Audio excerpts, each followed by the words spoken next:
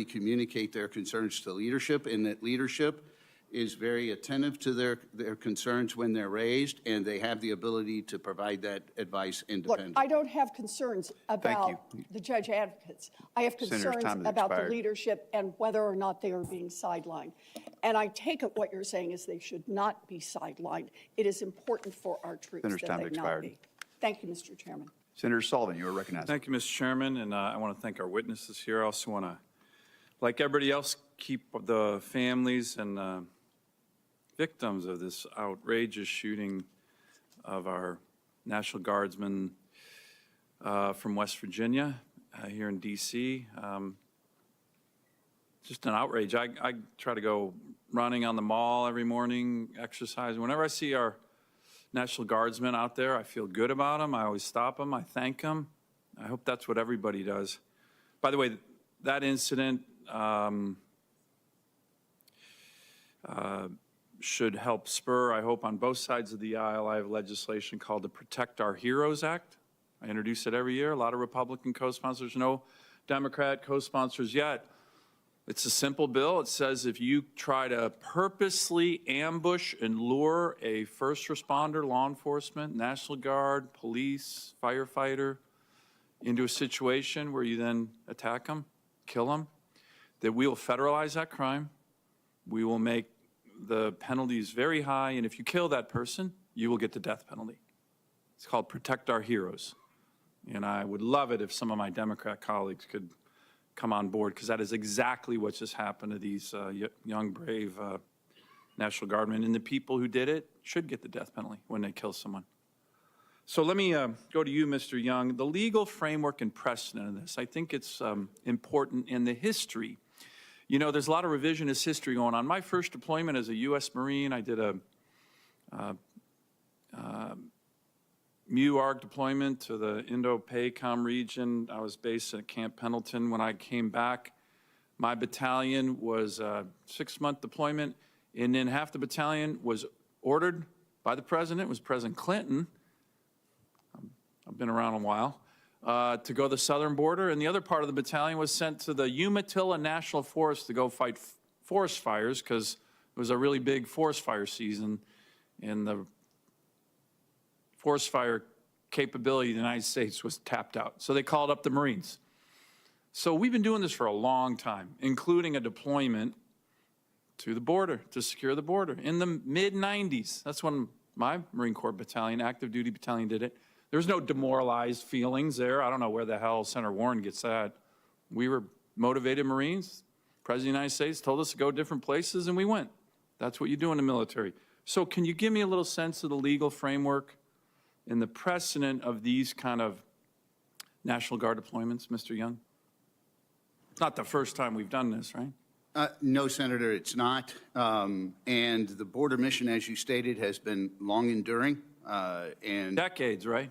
That's right. Democrats, yes, Republicans have ordered our active Democrats duty and forces Republicans, yes, to Senator. the border to secure the border. Yes, sir. Bill Clinton did it when I was an active duty. Yes, and they've been doing it in various duty statuses, whether it be non-federalized in Title 32, where governors would send troops to the border, in a collaborative sense, also in Title 10, under differing administrations. There's a legal basis and legal precedent that extends decades with Republican and Democrat administrations, correct? It is, yes, sir. Okay, let me turn to you, General Guillot. I think you're doing a great job there. You've seen this chart many times. My state's a busy place, right? We get incursions from the Russians and Chinese all the time. Another one, thanks for giving me a heads up right before Thanksgiving, including joint Russian-Chinese strategic bomber task forces, naval task forces, and our EEZ. But I wanted to ask you, particularly, General, the role of the National Guard in these operations, because these are frontline operations going directly against our adversaries, wing to wing, when our fighters go intercept Russian Bear bombers and MiGs that are armed. Dangerous work. We do it all the time up in Alaska. How critical is the National Guard in those missions? Senator, the National Guard is essential in those missions. Indispensable, aren't they? Absolutely. I say frequently that the success of NORAD and NORTHCOM starts and stops with our relationship with the National Guard. To answer your question specifically, In Alaska, we have the 49th Missile Defense Battalion at The Fort missile Greely. defense unit that's protecting the entire United States of America right now as we speak, From ICBM attack, yes, sir. correct, is National Guard unit. That's right. Entirely National Guard there at Fort Greely.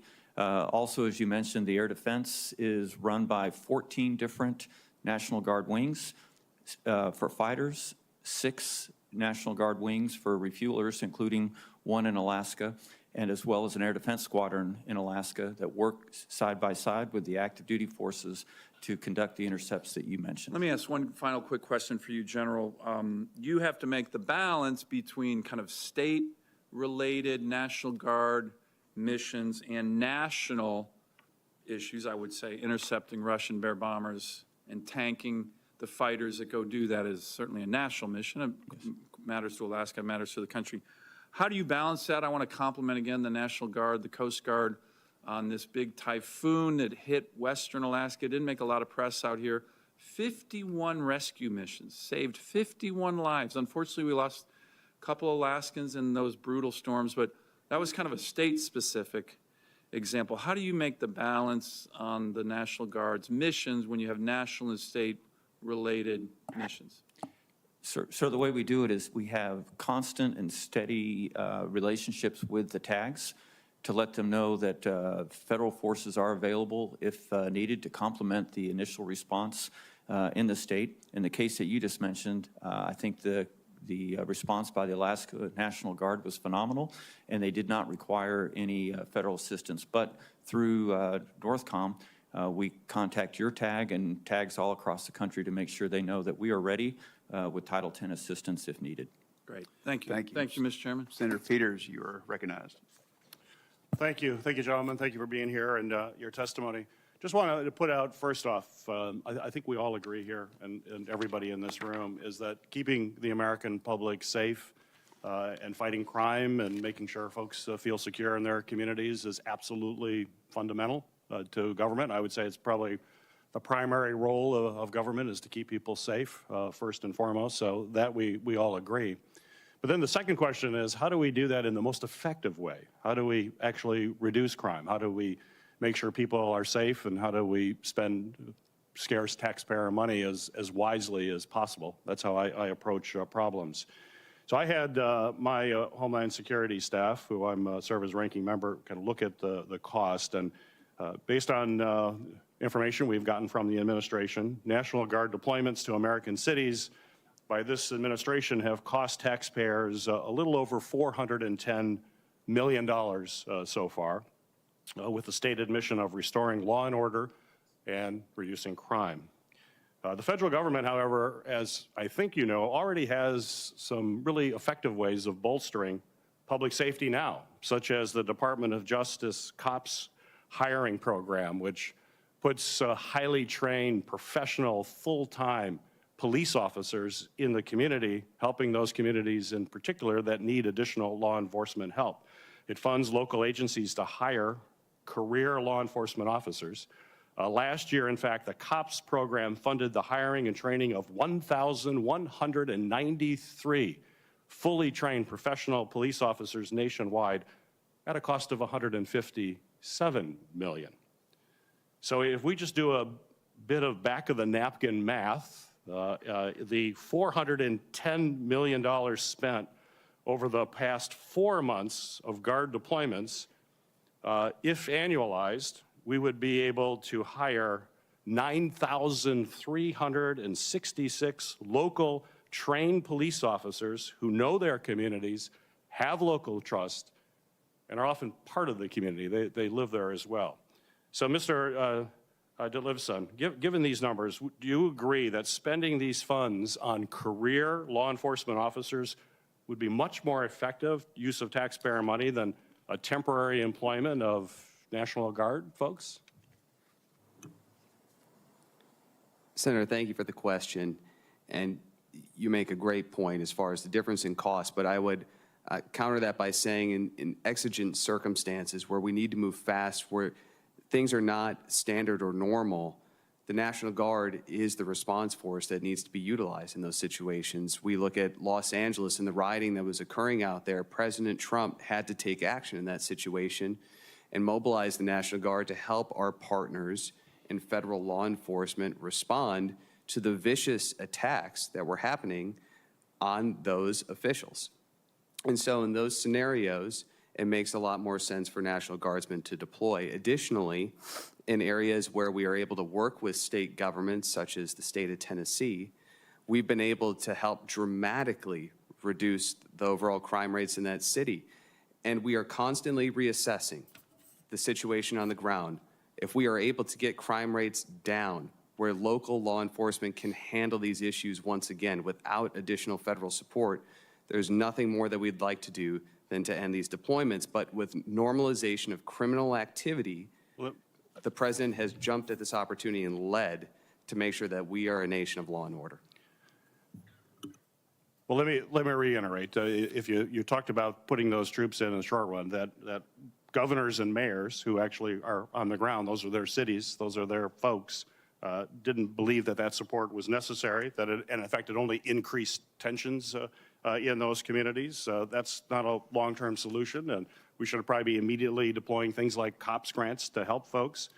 In fact, just which I thought was interesting in how this is so inefficient, in response to written questions from my staff, the DC National Guard confirmed that 38 of their service members, who are Metropolitan Police Department officers, 10 of them were called up for the, or I should say, 38 of them are service members, 10 of them are supporting DC Safe, Beautiful Task Force and are not serving their day jobs as police officers. So they've been basically taken off the streets as DC trained police officers, and they're doing things like painting fences, picking up trash with the DC National Guard. Why would you take trained police officers off the street in Washington, DC, call them up for the Guard and say, now you can help beautify the city instead of being on the street fighting crime? Does that make any sense?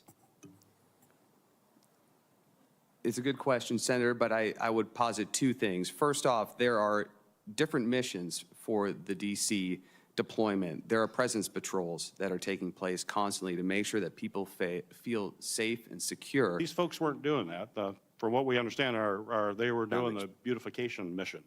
Senator, I can't speak to the specifics on that, but in addition to that, oftentimes local law enforcement are also National Guardsmen, and that only helps our National Guard.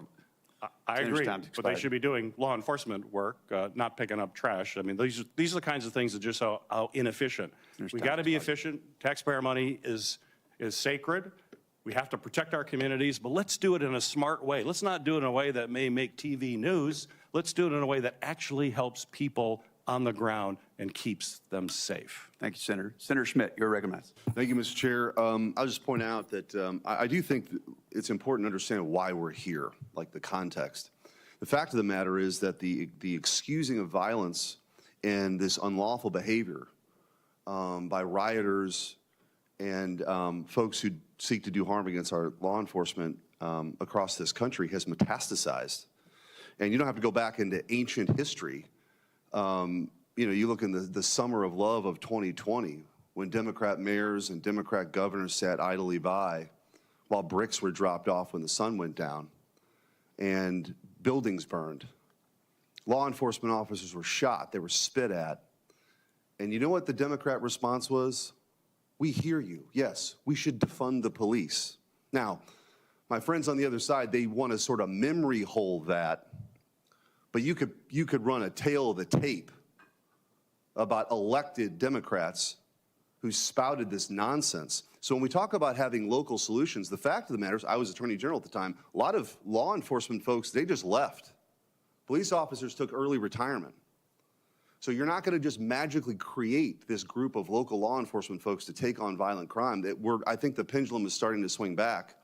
But I want to talk about sort of two different scenarios. You've got sort of the DC scenario, then you have the LA sort of Portland scenario, where Antifa in particular, which has now thankfully been designated not only as a domestic terrorist organization, but a foreign terrorist organization because of their tactics. The fact is, this is a network, decentralized, that has safe houses and financing across the world, including the United States, who wants to do harm to ICE agents. And so what I don't hear a lot from my Democrat colleagues, they might condemn the violence. But what's telling is you don't hear any of them say, stand back and let ICE do their jobs. Because the fact is, they just don't actually believe in immigration enforcement. They think that everybody has a right to be here and no one should ever have to go home. Borders don't really matter. And so the villainizing of our law enforcement agents, especially ICE, is really destructive in leading this, which then brings us to today, which is why the National Guard has been deployed in places like Los Angeles and in Oregon. And it's not unprecedented. You know, the most obvious example people will also remember is other Democrats, including the Democrat governor of Arkansas, who didn't want black kids to go to school with white kids. President Eisenhower then not only deployed the National Guard, but sent the 101st Airborne in. So let's not pretend that this is some constitutional crisis. The President of the United States has very clear authority to send them to protect federal buildings and to protect the law enforcement, which is all that's happening. So I want to ask, General, maybe for you or anyone actually, what are some of the tactics that are being used right now by these thugs on the streets, these criminals who are seeking to entice federal agents out with firecrackers or whatever it is so that they can actually take shots at them, so they can assault them? Because I think it's important for the American people to understand what's actually happening, the violence that they're being subjected to. I mean, we just saw yesterday a National Guardsman being harassed by some clown on the street for doing his job protecting people. So what are some of the tactics that are being used that are really dangerous for law enforcement right now?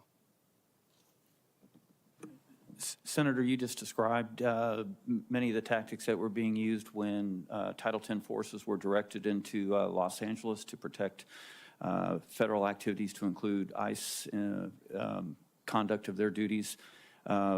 Also in other cities, however, with court orders, our forces have not been on mission there to work in conjunction with the lead agencies like they have in California.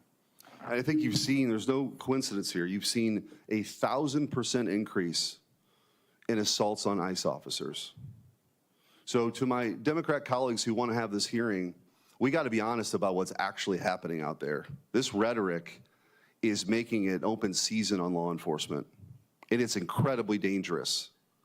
So when we villainize ICE agents who have family members, who are husbands, who are mothers, who are simply enforcing the laws that this Congress, or not this Congress, but Congress has passed over the years, this is insane.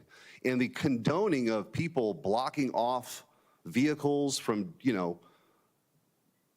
enforcing the law, these ICE agents, this is a powder keg. It's a powder keg. So I'm very thankful for the men and women who are serving this country, who are protecting those agents, who are protecting federal assets. And the president's well within his authority to do it. Thank God we're challenging some of the assumptions that have existed for so long that people, particularly minorities, have to live in these crime-ridden areas forever. It doesn't need to be that way. They don't deserve to have to sweep up glass every Sunday morning or have a loved one that's shot. We don't have to accept that anymore. So thank you for being here. Thank you, Senator. Senator Duckworth, you are recognized. Thank you. So there was no rioting in Chicago before ICE was sent in. For the past 2 months, Illinoisans have seen DHS federal agents abusing our communities. President Trump wanted to put our troops in the middle of it. The courts have stopped him so far, and the courts are finding again and again that there is no legal reason for what he is doing. But in his ideal world, Trump wants our professional military to defend unprofessional and abusive federal law enforcement agents. So let me tell you what is happening in Chicago. It is not ICE agents that are being attacked. ICE agents are the ones who tear gas over 24 Chicago police officers. ICE agents are the ones who tear gas toddlers. They are the ones pointing loaded weapons at unarmed bystanders, hauling preschool teachers from daycare in front of their kids and rappelling from DHS helicopters onto apartment buildings in the dead of night to rip families from their beds and detain them for hours. And then when they go to court, had to admit that they have no basis to file any charges against those people they ripped out of that building in the middle of the night. That is the terror that is happening in Chicago. It is not ICE agents as the victims. It is the civilians of Chicago who are the victims of the ICE agents. Trump claimed that these federal agents need protection. The same agents that a federal judge found repeatedly used excessive force against civilians and lied about it in court because we showed up with footage of them abusing civilians. Trump was ready to throw troops onto the streets of Chicago to protect these violent agents under a vague and unprecedented mission with little realistic guidance for what their experience would actually be like on the ground and the complex decisions that they will face. So let's play this out. What are our troops tasked with the mission to protect federal agents supposed to do if they witness an agent throw a child to the ground, like has happened in Chicago? Do our troops intervene and pull the agent off that child? Or do they stand by and do nothing? Trump is forcing our military men and women to make a horrible choice: uphold their loyalty to the Constitution and protect peaceful protesters, or execute questionable orders from the president.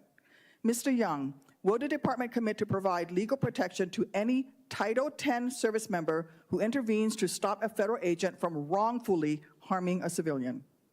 Easy question, yes or no? Senator, are you asking if the department will defend them? Is that what you're Yes, asking? with the Department of Generally, in Defense. those circumstances, Senator, it's the Department of Justice that would provide representation, not necessarily the Department of Defense. So you're saying the Department of Defense would not commit to providing legal protection to any Title X service members who intervenes to stop a federal agent from wrongfully harming a civilian? That's not what I said, Senator. What I said is the Department of Justice is the one who provides the representation. What will the Department of Defense do? The Department of Defense makes recommendations based on the facts and circumstances of each event as it occurs. That's part of a package that So you're goes not to the committing- US I'm sorry? You're not committing to support our troops who are under Title X who intervenes to stop a federal agent from wrongfully harming a civilian? Senator, the presumption is that our troops will act lawfully, and so therefore we would normally work with a troop to Okay, help listen, make this a should be a straightforward recommendation to the answer. Department of And Justice. the fact that it isn't to you is deeply concerning to me. Federal law enforcement agents actually have a legal duty to intervene to prevent a fellow officer from using excessive force. Uniformed service members, on the other hand, have no comparable obligations nor accompanying legal protection if they decide to intervene against a federal agent to protect a civilian. They do so at their own risk. Our troops could be dragged into court and would be on their own to plead their case to a jury, all because their commander-in-chief put them in an unprecedented situation that they don't regularly train for. And if that service member decides not to intervene, what will Americans think when they see someone in uniform who they were taught served and protected them, standing by as a child is harmed by one of Trump's abusive DHS agents, as has happened in Chicago? I fear the day when Americans stop thanking our troops for their service because they're afraid of our troops. We know that this administration is trying to borrow the respected image of the military. Across the country, we've seen DHS agents dressing in camouflage and wielding military-style weapons. They're making it hard for Americans to tell the difference between abusive federal agents and professional troops. General Guyot, what guidance or assurances have you received from DHS or DOD about distinguishing DHS personnel from the military when they're operating in close proximity to one another? And what are you prepared to do to help them make that distinction? Senator, I have not received any guidance or direction to do anything within my authority, though. I can order distinguishing markings on a uniform or, for instance, replace the name with the last letter or the first letter of the last name and a numerical designator to ensure that we're protecting the military members and we're able to distinguish them from others. If we fail to draw a bright line between our highly trained troops and lawless federal agents, who, by the way, shot a priest in the head with purple ball after he prayed for them, and they were up on a 3-story building, he raised his hand, prayed for them, turned around, and then they shot him in the head. There was no riot there. He was praying for them. If we fail to draw a bright line between our highly trained troops and lawless federal agents, I fear our public's trust in our military may never recover. Thank you, Senator. You're back. Recognize myself for 5 minutes. And thank you all for being here today, and thank you for your willingness to serve our country. I just want to highlight how important it is for Americans to know that they that we are looking after them and that we've got their back.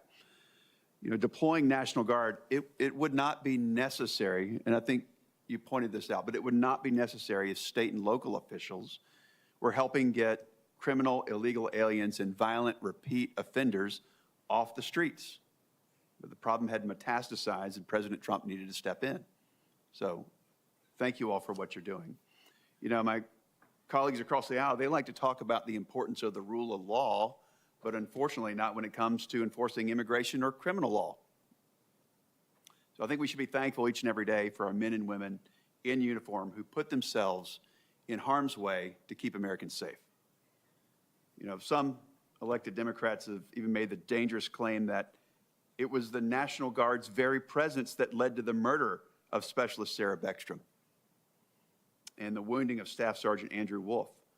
I think that's really irresponsible. So let's be clear. A deranged terrorist targeted members of our military who were simply carrying out their mission to keep Americans safe.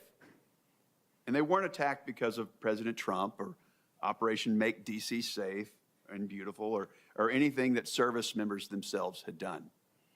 You know, we mourn Sarah, Specialist Beckstrom's loss, and we pray for the healing of Staff Sergeant Wolf. And I want to thank the West Virginia National Guard for their service to our country. And it's really special to me. My wife's family is from West Virginia. My wife's from West Virginia and from Berkeley County, home of Martinsburg. And before Martinsburg, many years ago, they were from Webster County, the two counties in West Virginia that were affected. So this is personal. And in small communities, most families know each other one degree away. So our prayers are with them, and we're grateful for them. Let me read off a few statistics from the DC deployment here. The National Guard has rendered medical assistance 136 times here in DC. They found 12 lost children. They've stopped 86 physical alterations. They've administered Narcan 27 times. 27 times a service member has given life-saving treatment to prevent an opioid overdose. I don't know how anyone can actually be against this assistance to local law enforcement. You know, maybe it's the same way the left has now become the pro-cartel, pro-drug boat party. I don't get it. I mean, these are my friends over there. I don't understand it. But my only question for you, Mr. Ditlevson, is I know that crime has gone down here in D.C., objectively, as well as in Memphis. Can you talk about the differences compared to deployments in other cities, and what's driving the factor in what's the driving factor in bringing the crime down? What are you all doing to bring crime down? And are there approaches from local law enforcement that you've noticed that have really helped bring about some favorable outcomes? Senator, thank you for the question. The distinguishing difference in those two situations versus the other deployments is the willingness of governors to step up and ask for help from the federal government. That Title 32 status allows National Guardsmen to do much more than they would be in a Title 10 status in a strictly defensive posture, protecting federal law enforcement, federal property. And it's important to note because in the cases of Oregon and Illinois, Secretary Hegseth offered Governor Kotek and Governor Pritzker, respectively, the support of the federal government to help fund a Title 32 deployment in Portland and Chicago, and that offer was rejected by those governors. And President Trump, as Commander-in-Chief, fulfilling his campaign promises of restoring law and order in this country, led on that issue, federalized troops, and sent them to those cities to protect American citizens, because all American citizens, regardless of whether they live in a red area or blue area, they deserve the right to be able to walk in their cities safely and securely. Well, thank you for that. And again, thank you for your service. You know, it seemed it's the issue of who's offering the support. And American people overwhelmingly elected President Trump. And we've heard the statement, if he cured cancer, they wouldn't want to take the medicine. Some people wouldn't. But he's bringing down crime. He's offering help to states and communities because he just wants to help the American people. And I'm grateful for that. And I'm grateful, again, for your service. So thank you. Senator Kelly, you are recognized. Thank you, Mr. Chairman, I want to also express my condolences to Sarah Beckstrom's family and to the family, and also to Andrew Wolf. I understand, personally how, hard it is to recover from those kind of injuries. And to my good friend, Senator Budd, across the aisle, I don't think there's nobody on this committee that is pro-cartel and pro-drug boat, or in this Congress. General Guillot, Americans deserve to feel safe in their communities. As the son of two cops, I understand the sacrifice and the hard work it takes to do that job. That's why I know we've got to do more to support law enforcement, especially local law enforcement, those professionals who do that difficult job every single day. I also recognize that not every challenge faced in our cities should default to a military response.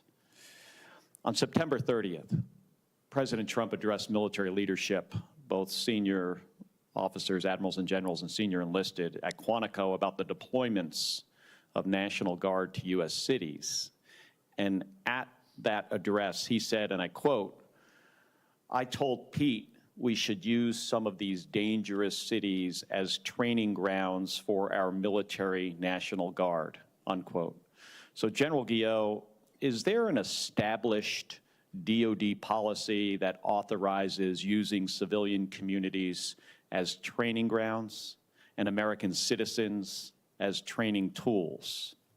No, Senator, there is not.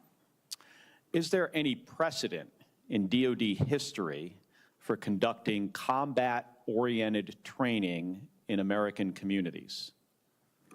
No, Senator. And have you been consulted at all about using any specific cities for training? Senator, I have not been consulted nor directed to use any American cities for training. And has any federal official asked you to plan training operations in U.S. cities? No, sir, not training. And has NORTHCOM ever designated an American city as a training ground? No, sir. Thank you for that. If U.S. cities are training grounds, so based on what the president had said and indicated he wanted the Secretary of Defense to consider doing, then how are the service members in this scenario expected to perceive the civilian population in that environment?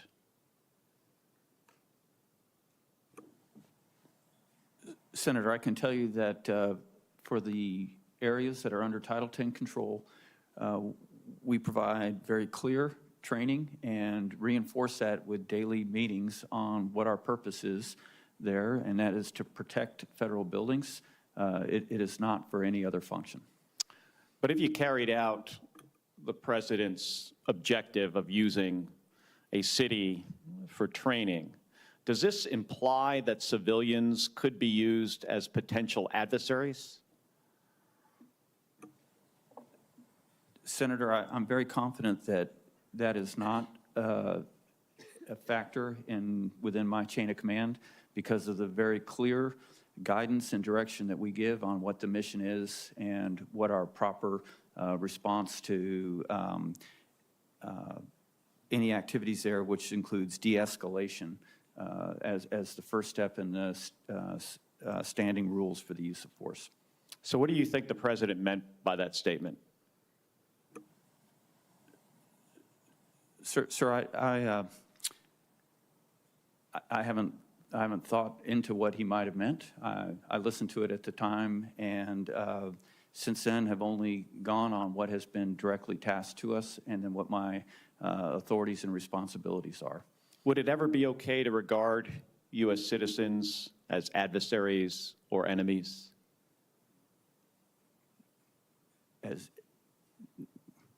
Well, sir, that's a hypothetical.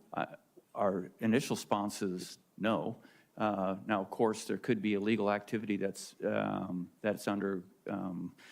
underway, and we may have the authority vested in us to respond in accordance with the authorities that we have. But again, these are like double and triple hypotheticals.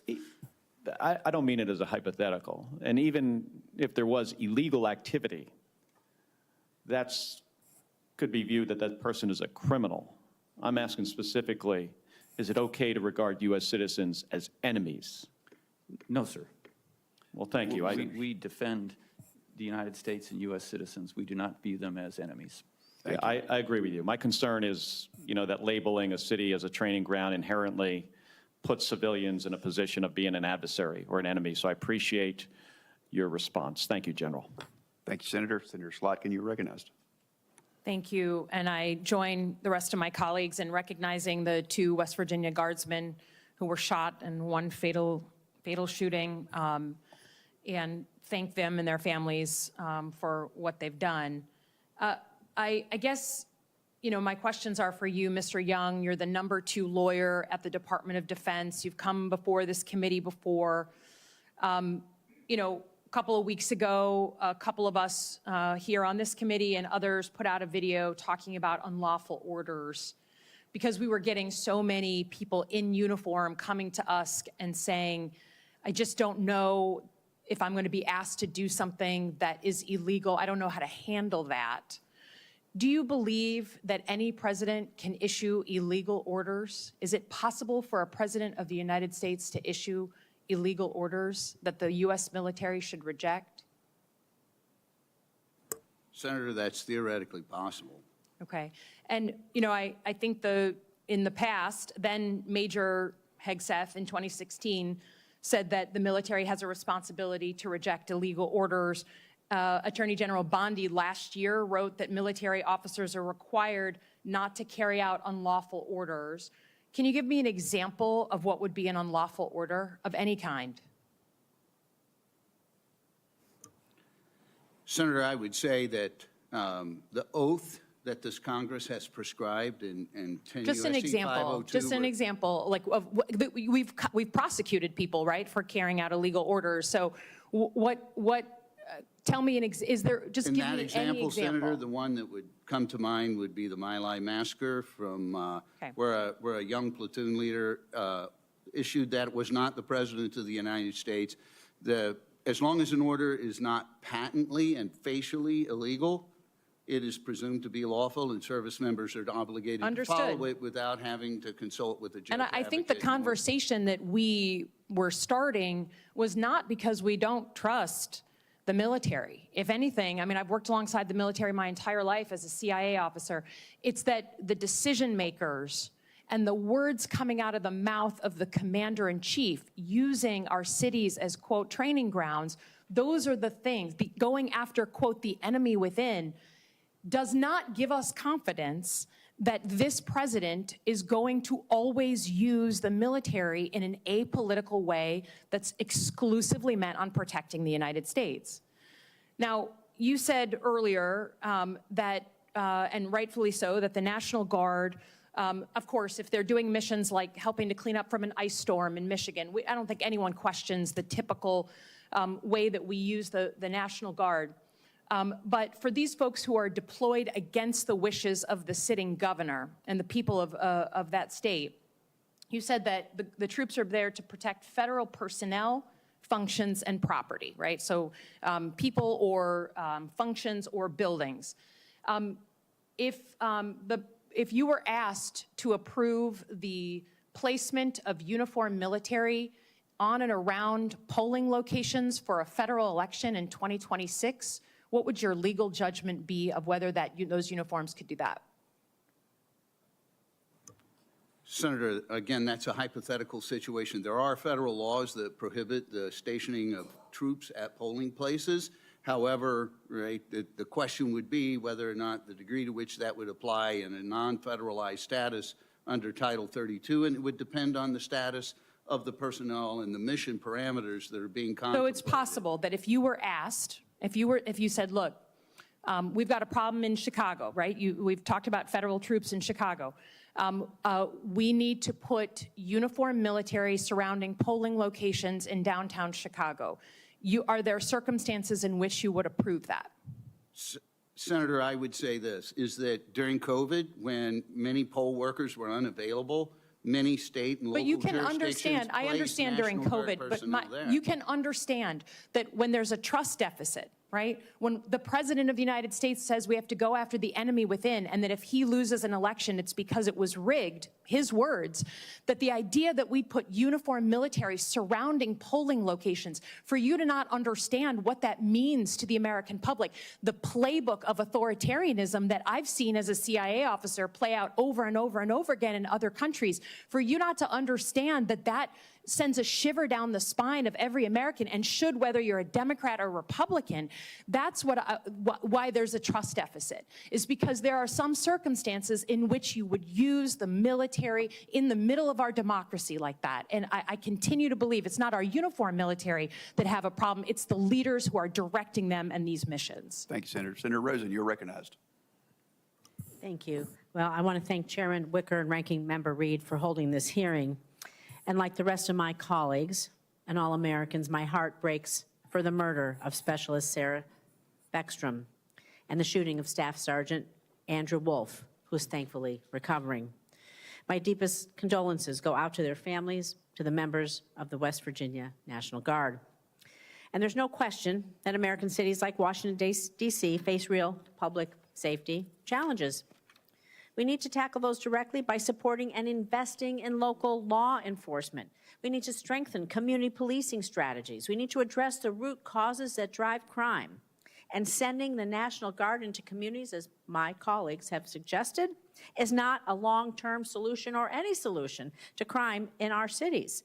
It's a show of force that removes our guardsmen from the essential missions that they perform at home, like the Nevada Air National Guard's 151st Airlift Wing, which flies the very dangerous C-130 mission of fighting wildfires throughout the mountains of western United States.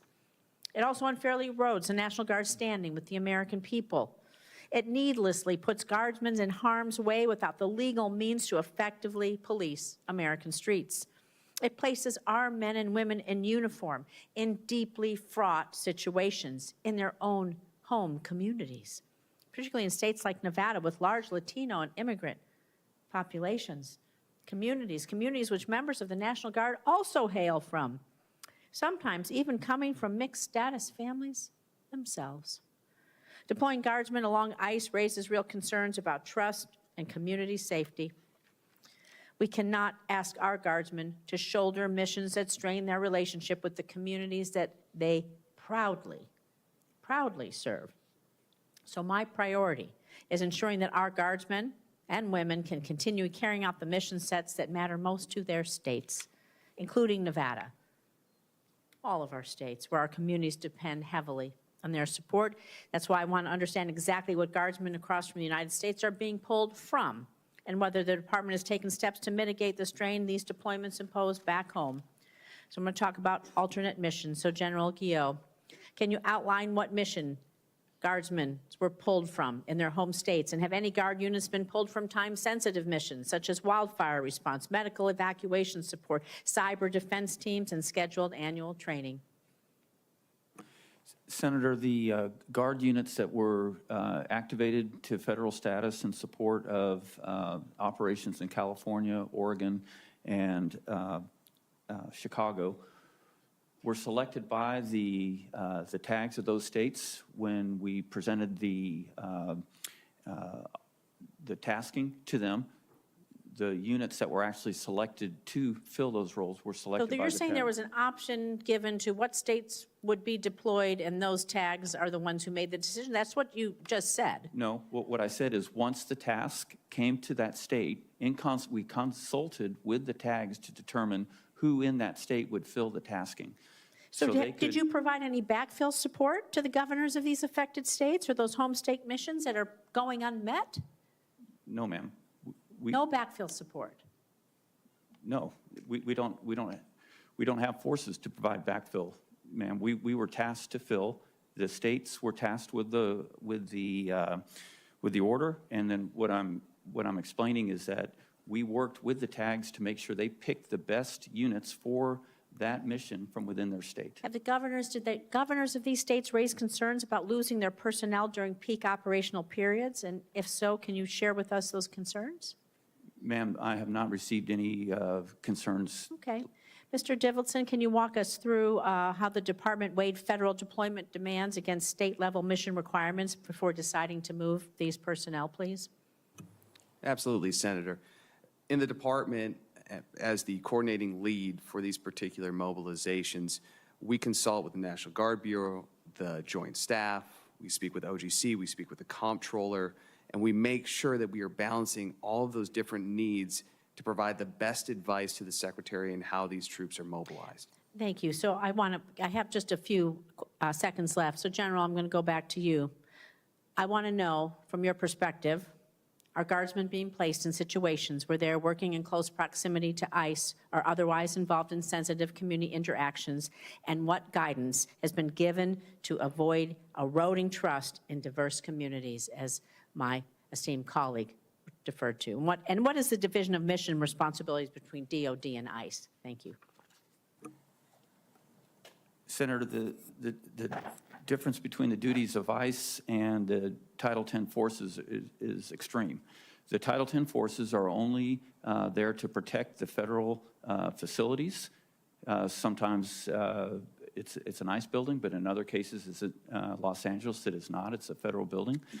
I've seen them just walking around parks in my neighborhood here in D.C., so there are no federal buildings around where my apartment is. Senator, I have to make the distinction there. I'm only responsible for the forces that are under Title X authorities, which are in Los Angeles, Oregon, Chicago, and at Fort Bliss. I do not have any command and control over the forces in Memphis or here in D.C. Thank you. Thank you, you. Senator. I believe Ranking Member Reed has additional questions. Well, thank you very much, Mr. Chairman. I want to follow up, Mr. Dilson. You told me at the beginning of the hearing that the National Guard Quick Reaction Force already existed, but I understand that's not accurate, that the Secretary of Defense ordered the establishment of this National QRF on September 27th of this year. Not only that, he ordered that they be trained for specifically, and I quote, civil disturbance and law enforcement missions, and to be available for immediate nationwide deployment, ready to deploy within 8 hours, 12 hours, and 24 hours notice with weapons. Can you clarify your earlier answer? Mr. Ranking Member, thank you for the opportunity to clarify the statement from before. The Secretary ordered the establishment of a new unit. You are correct in that. However, it is an old unit that will be repurposed to create that new unit. The National Guard Bureau refers to that as the HERF-DERF, Homeland Response Force and Domestic Response Force. And so we are repurposing something that already exists to create that newly established unit. Now, the Secretary explicitly directed this QRF to be used for law enforcement. How would that be allowable under Posse Comitatus and the Title X authorities? Senator, if I may, that is probably in the legal lane, and I have some background on the way in which these forces have been used historically and mustered within the states, having been the General Counsel of the National Guard Bureau. Many states, every state generally, will have an element of their force that they identify to be on a more ready recall notice. And so some states that may be 50 people, some states it's 700 people. Those forces are the ones that will be able to muster to their location quickly. And technically when they come in that status, sir, they would be non-federalized, and therefore the Posse Comitatus Act would not apply to them. So you're saying that these forces would not be mobilized on a Title X mission? Senator, what I'm saying is that if needed, the primary usage of these will be domestic within the state itself. They could also be used in other states if another state requested under what is called an emergency management compact request. It's called the EMAC, where one state requests another state to assist them in an emergency. They may be used in a non-federalized status. They would also be trained and ready in the event that they needed to be mobilized for a Title X purpose. That's a potential, sir. Why are they being trained for law enforcement? Well, sir, historically, after the events of Kent State back in the 70s, the Army and its wanted to make sure that all National Guard personnel received training in domestic law enforcement and civil disturbance operations. And so that's been a longstanding requirement for military forces, Senator. General, do you train the National Guard or urge them to train in law enforcement activities other than military police activities? Senator, when they come to Title X status, we do not train them for law enforcement. We train them in the federal protection mission and with the standing rules for the use of force. So the Secretary's order contradicts the current practice, which Title X personnel are not trained for law enforcement. Sir, as I understand it, these National Guard members would be trained to do law enforcement activities if they are employed in their state active duty or in their Title 32 role, well knowing that if they're put in Title 10 role, that we would make it very clear that they are not allowed to execute any of those authorities, those activities that they've been trained to while they're conducting Title 10 missions. Could you just clarify under Title 32, what role would a state governor have? They would be under the state governor's control. So in Title 32 status, sir. Title II. So you would have to have the permission of the state governor to deploy these quick reaction forces in a law enforcement capacity under Title 32. Yes, sir. And by that distinction, I would not be deploying them. They would not be under my command and control. Well, it's interesting that we now have a small group in the National Guard that are being trained not only in civil disturbance but in law enforcement that are being deployed, that will be able to deploy within 8 hours, some of them, with weapons. So you're telling me, though, Mr. Young, that the Secretary of Defense could not, or the President, could not deploy them in a law enforcement capacity unless the governor agreed. Is that correct? Sir, no, that's not necessarily correct, right? The authority under which the president can mobilize National Guard personnel to be able to perform federal law enforcement functions and to enforce the law is technically 12406, which does not require the consent of the governor. One last piece, Senator, that may be helpful is that this training and this construct of having a readily mobilized and well-trained cadre of National Guard personnel who are well-trained with interacting with the civilian populace is nothing new. We did it in 2020 when we had 40,000 National Guard personnel in the streets all over the country. There was a similar quick reaction force. It was stood up. We used it essentially from July of 2020 through approximately January of 2021. And that was for law enforcement? Senator, they were trained for law, it's my understanding, but that's 5 years ago, and I don't have the documents in front of me. That but was that's and the cause of that deployment was what, Mr. Young? What prompted that deployment? Well, Senator, I don't know that any of them were deployed. The need for them to be deployable was that there were protests going on around in every major city, and we had, at that time, 40,000 National Guard personnel deployed, and when they were deploying, it was federal officials were reticent to use active component troops, and they only wanted to use National Guard personnel who had military police training, and there's only so many of them. And so as a result, because we had 40,000 of them on the street, there was a need, Senator, to make sure that they had received additional forces. If I may, I know where I'm going over time. Ranking Member, I'd like to conclude that and recognize Senator Duckworth for one remaining questions, and after that, we'll conclude. Any additional questions, we'll ask to be questions for the record, please. Thank you, Senator Mr. Chairman.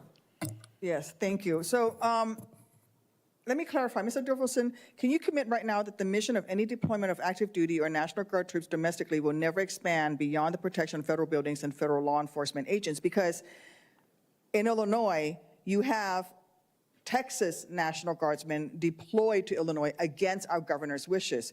So if following up on the previous conversation, that they would never be allowed to do law enforcement under Title 10, are we saying that there will never be a time in the future where Texas National Guardsmen will be sent to Illinois to do law enforcement? I'm confused as to how this is going to happen.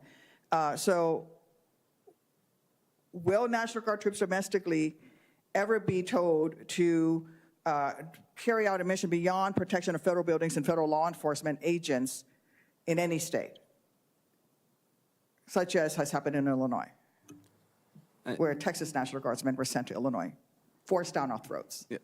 Senator, based on what Mr. Young just went through, I can't commit to that. I think Mr. Young could go into the specifics of the legal reason why that's the case.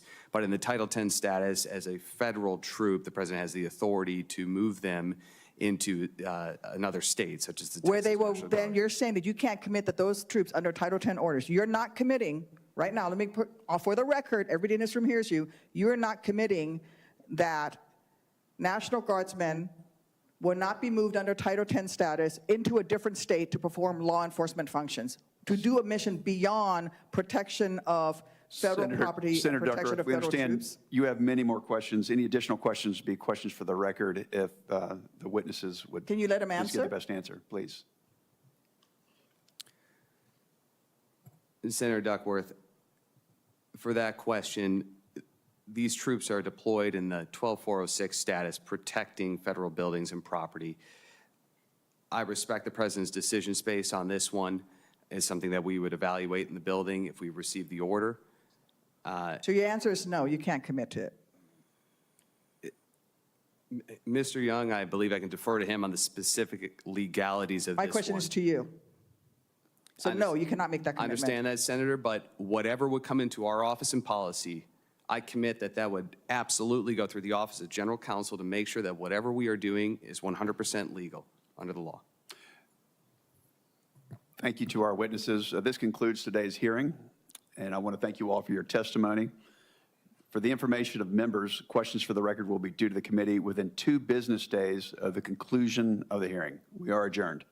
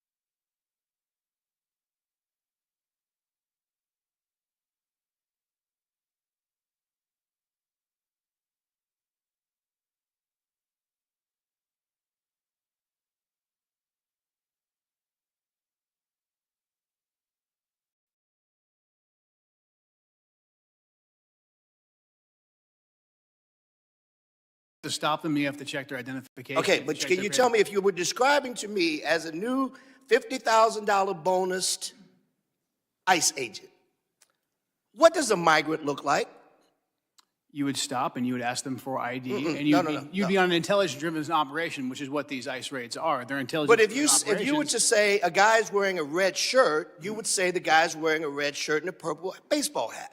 No one You would be able to give that Shirt, description. Keller. But can you give a description of what a migrant looks like? Can you give a description of what a migrant looks like? We need to deploy ICE officers to stop people and ask them, and they go on intelligence. I reclaim my time. You clearly don't want to answer my question, and that's unfortunate because the American people want to know these answers. We want to know. I've got a quick video I want to show before my time runs. Please. Look at this. This is a stunning video from Louisiana. You hear that woman cry out. She's a 23-year-old running down the street away from the masked agents who are chasing her, repeating that she is a U.S.-born citizen, saying, Stop. This is a United States citizen who's running away from ICE agents who, when she gets to her house and her husband comes out, they stop the chase. They clearly weren't chasing her for that. They appear to have been doing something nefarious. You know why we can't tell the difference? Because they wear masks and they don't identify themselves as agents. That's a problem. Gentleman's time's expired. I recognize for 5 minutes of questions. Thank you, Mr. Chair. Being here today at this critical hearing. I'm honored. My very first year. And I've had the privilege to serve this country for over 20 years. U.S. Army helicopter pilot with service with the and currently serving in the Tennessee Army National Guard with this distinguished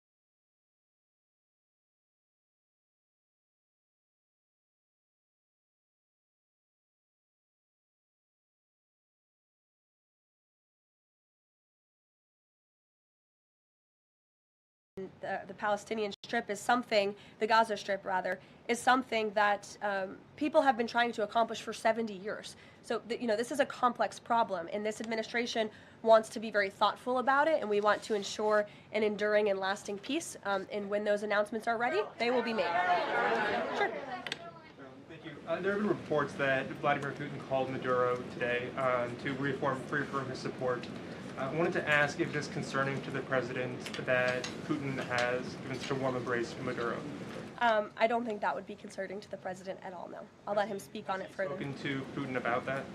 He has not spoken to President Putin today, and I understand that call took place this morning, so the answer is no. Thanks. I have a question about the ACA, but just first very quickly clarifying Caitlin's question. You acknowledged that CPI in January when you took office was 3%, and in September, the last month for which we have data, it was also 3%, so inflation. No, it's 2.5%. Not in September, it was 3%. It's 2.5%, the average CPI right now. I have it in front of me. In President Trump's first 8 months in office, inflation as measured by the overall consumer price index has slowed to a 2.5 average pace. This is down from the 2.9% inherited in January. So January is 1 month. So Kelly, in the back. Okay, can I ask you about the ACA really quickly? There are a number of plans that are floating around on the Hill right now having to do with these premium subsidies that are about to expire. Which plan does the White House support? Again, I have told you now a few times that the president and Republicans will continue to unveil creative ideas and solutions to the healthcare crisis that was created by Democrats. And I know Chuck Schumer is putting up a vote today. This is a political show vote. Chuck Schumer is not sincerely interested in lowering healthcare costs for the American people. He's putting this vote on the floor knowing that it will fail so he can have another talking point that he can throw around without any real plan or action. If Chuck Schumer actually wanted to lower healthcare costs, I'm sure the president would welcome him and his entire Democrat caucus to a legitimate coordination on the president's policies of bringing down drug prices, these most favored nation deals. Why hasn't Chuck Schumer ever come out in support of those? Those are going to legitimately, they already are, lower drug prices for the American people. And not a word from Chuck Schumer on it. So I think that just proves this is completely political. Kelly, go ahead. On Venezuela, does the president consider the seizure of the oil tanker an escalation or a step towards war with Venezuela? I think the president considers the seizure of the oil tanker as effectuating the administration's sanction policies, which I've already discussed previously. Potential invasion or potential land strikes in Venezuela aligned with the president's supporters, the MAGA base, does it risk the potential for a prolonged war and U.S. troops involved in that? Prolonged war is definitely not something this president is interested in. He's been very clear about that. He wants peace.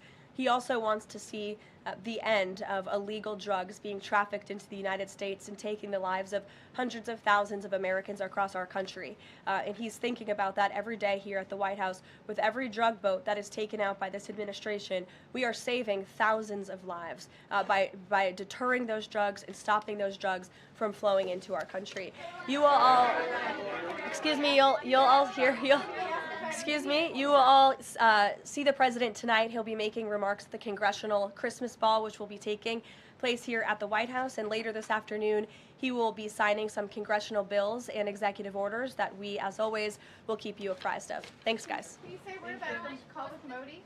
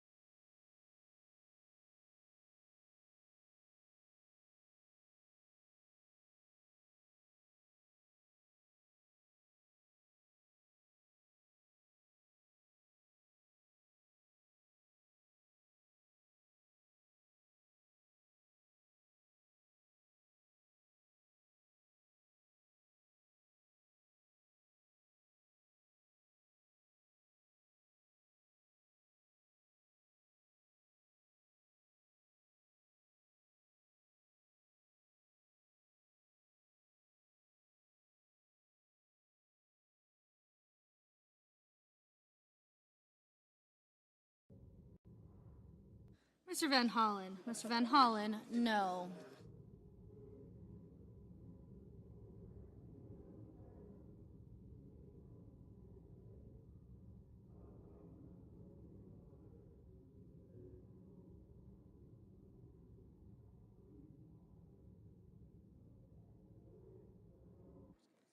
Mr. Coons. Mr. Coons, aye.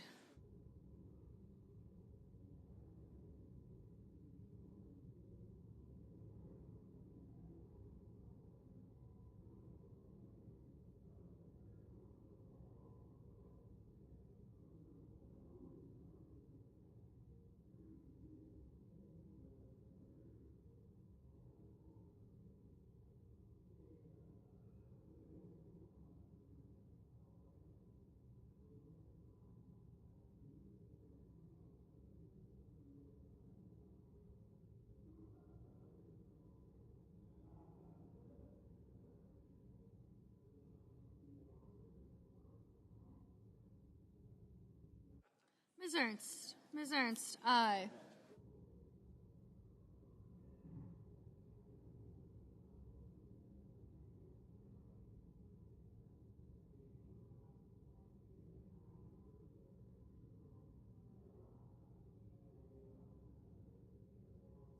Ms. Rosen.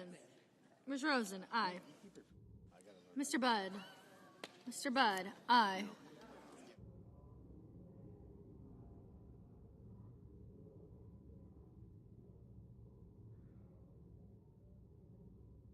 Ms. Collins. Ms. Collins, aye.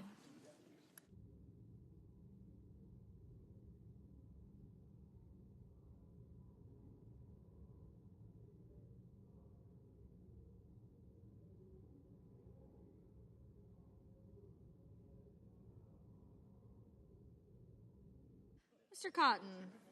Mr. Cotton, aye. Mr. Husted. Mr. Husted, aye.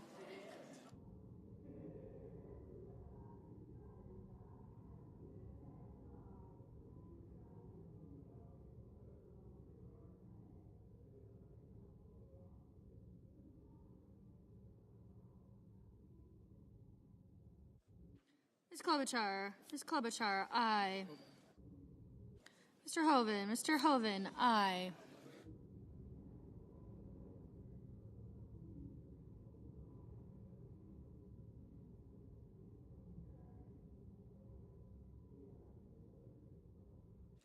Mr. Haggerty. Mr. Haggerty, aye.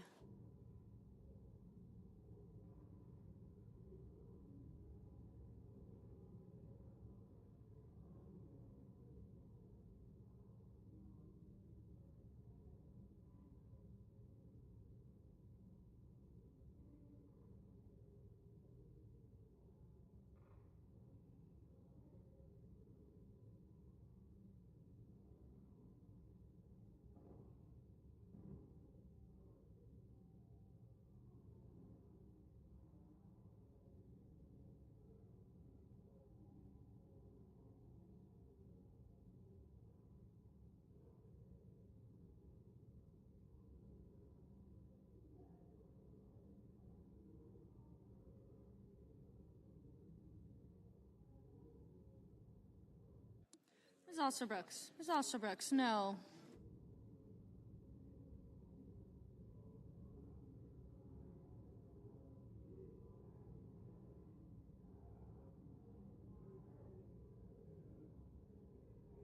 Ms. Cortez Masto. Ms. Cortez Masto, aye. Ms. Duckworth. Ms. Duckworth, no.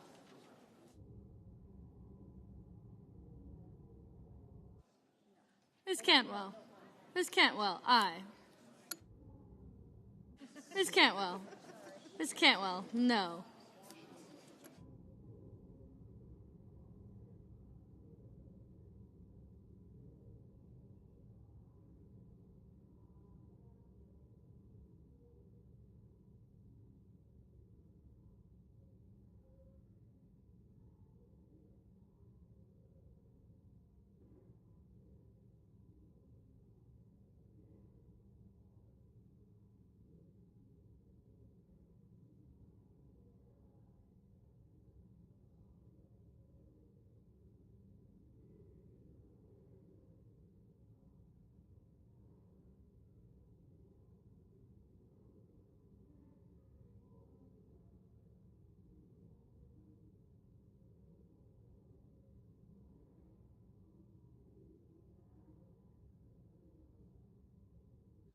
Ms. Baldwin.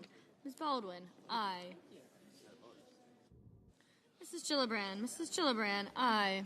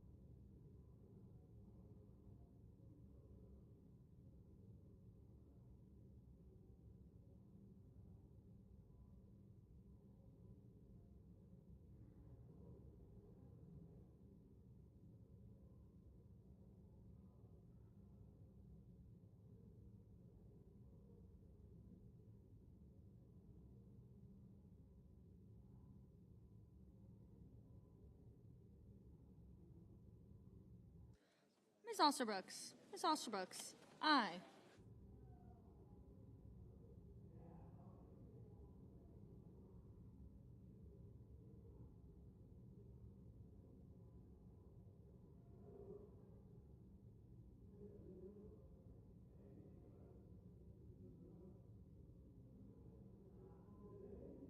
Mr. Ono. Mr. Ono, aye. Mr. Cassidy. Mr. Cassidy, aye. Mrs. Britt. Mrs. Britt, aye. Mr. Moran. Mr. Moran, no. Ms. Smith. Ms. Smith, no. Ms. Blunt Rochester. Ms. Blunt Rochester, aye.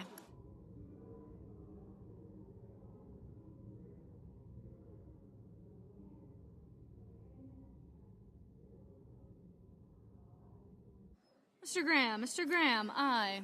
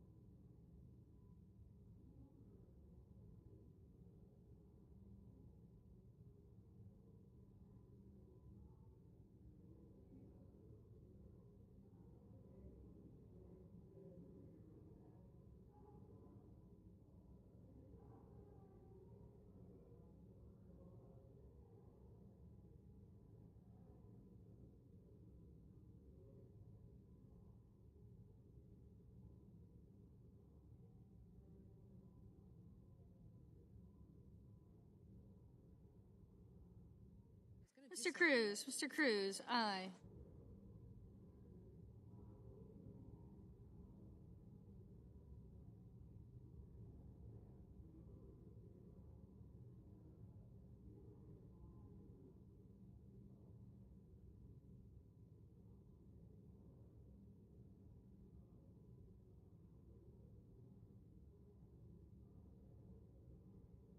Mr. Markey. Mr. Markey, no.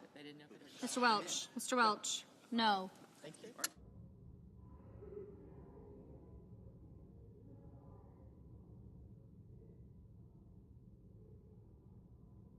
Mr. Schumer. Mr. Schumer, aye. Mr. McConnell. Mr. McConnell, aye.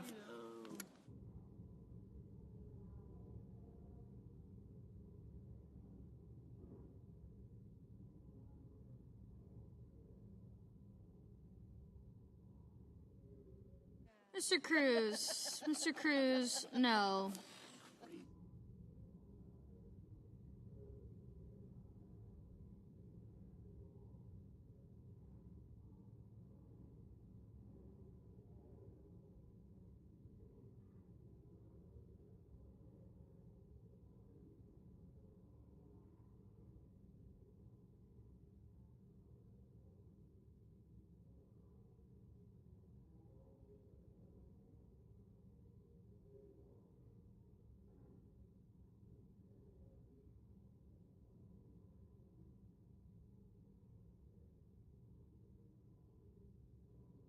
Mr. Warnock. Mr. Warnock, aye. Mr. Sheehy. Mr. Sheehy, aye.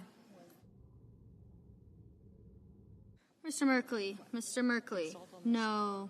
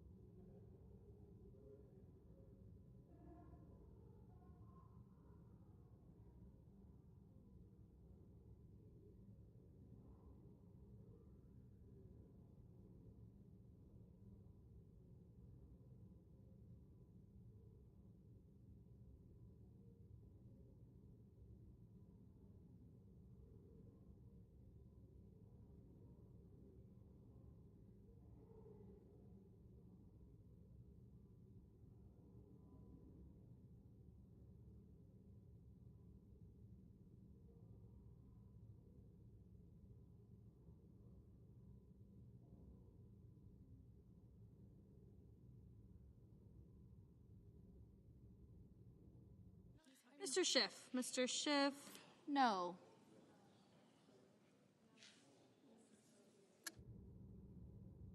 Ms. Warren. Ms. Warren, no.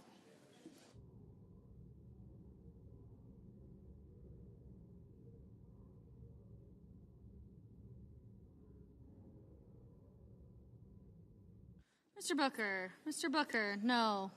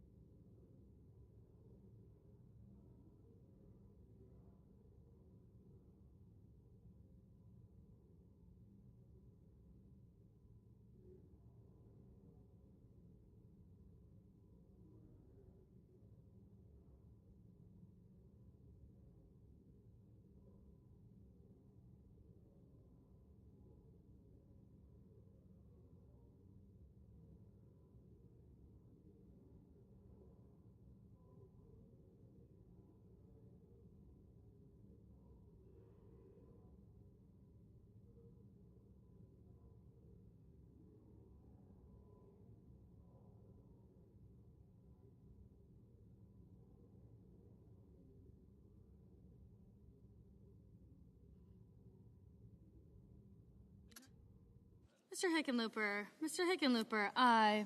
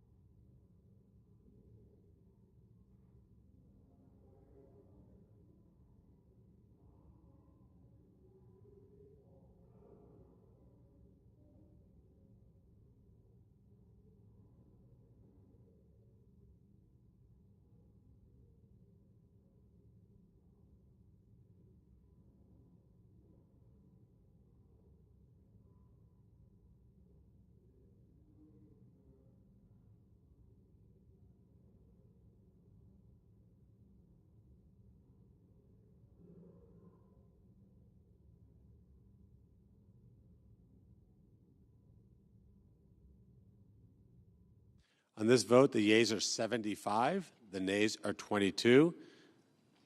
The motion is agreed to. The chair lays before the Senate the following message from the House. Resolved that the bill from the Senate S. 1071, entitled An Act to Require the Secretary of Veterans Affairs to Disinter the Remains of Fernando V. Cota from Fort Sam Houston National Cemetery, Texas, and for other purposes, do pass with an amendment.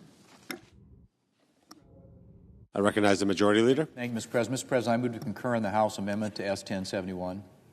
The clerk will report. Senator from South Dakota, Mr. Thune, moves to concur in the House amendment to S. 1071. Mr. President, I send a cloture motion to the desk for the motion to concur. The clerk will report.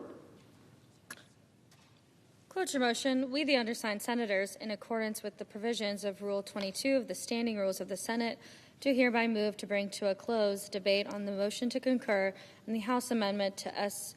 1071, a bill to require the Secretary of Veterans Affairs to disinter the remains of Fernando V. Cota from Fort Sam Houston National Cemetery, Texas, and for other purposes, signed by 17 senators as follows. Mr. President, I ask that the reading be dispensed with.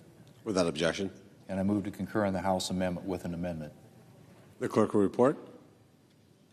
Senator from South Dakota, Mr. Thune, moves to concur in the House amendment to S. 1071 with an amendment numbered 3961. Mr. President, I ask that the reading be dispensed with. Without objection. And I ask for the yeas and nays on the motion. Is there a sufficient second? Yes. It appears to be. The yeas and nays are ordered. Mr. President, I have an amendment at the desk to the motion to concur with amendment. The clerk will report. The Senator from South Dakota, Mr. Thune, proposes an amendment numbered 3962 to amendment numbered 3961. Mr. President, I ask that the reading be dispensed with, and I move to refer the House message on S. 1071 to the Committee on Armed Services with instructions to report back forthwith with amendment number 3963. Without objection. The clerk will report. The Senator from South Dakota, Mr. Thune, moves to refer the House message to accompany S. 1071 to the Committee on Armed Services with instructions, amendment numbered 3963. President, I ask for the yeas and nays on my motion. Is there a sufficient second? There appears to be. The yeas and nays are ordered. Mr. President, I have an amendment to the instructions. The clerk will report. The Senator from South Dakota, Mr. Thune, proposes an amendment number 3964 to the instructions of the motion to refer the House message to accompany S. 1071. Mr. President, I ask the reading be dispensed with. Without objection. And I ask for the yeas and nays on my amendment. Is there a sufficient second? This appears to be. The yeas and nays are ordered. Mr. President, I have a second-degree amendment at the desk. The clerk will report. The Senator from South Dakota, Mr. Thune, proposes an amendment number 3965 to amendment number 3964. And I ask the reading be dispensed with. Without objection. Mr. President, I move to proceed to executive session to consider calendar number 593. The questions on the motion? All those in favor say aye. Aye. All those opposed, no. The ayes appear to have it. The ayes do have it. The motion is agreed to. The clerk will report the nomination. Nomination, National Aeronautics and Space Administration, Jared Isaacman of Pennsylvania to be administrator. Mr. President, I send a cloture motion to the desk. The clerk will report. Cloture motion, we the undersigned senators, in accordance with the provisions of Rule 22 of the Standing Rules of the Senate, do hereby move to bring to a close debate on the nomination of Jared Isaacman of Pennsylvania to be administrator of the National Aeronautics and Space Administration, signed by 17 senators as follows. Mr. President, I ask consent the reading of the names be waived. Without objection. And I move to proceed to legislative session. The questions on the motion? All those in favor say aye. Aye. Opposed, no. The ayes appear to have it. The ayes do have it. The motion is agreed to. Mr. President, I move to proceed to executive session to consider calendar number 594. The questions on the motion? All those in favor say aye. Aye. Opposed, no. The ayes appear to have it. The ayes do have it. The motion is agreed to. The clerk will report the nomination. Cloture motion, we the undersigned senators. Nomination, Nuclear Regulatory Commission, Douglas Weaver of Maryland to be a member. Mr. President, I send a cloture motion to the desk. The clerk will report.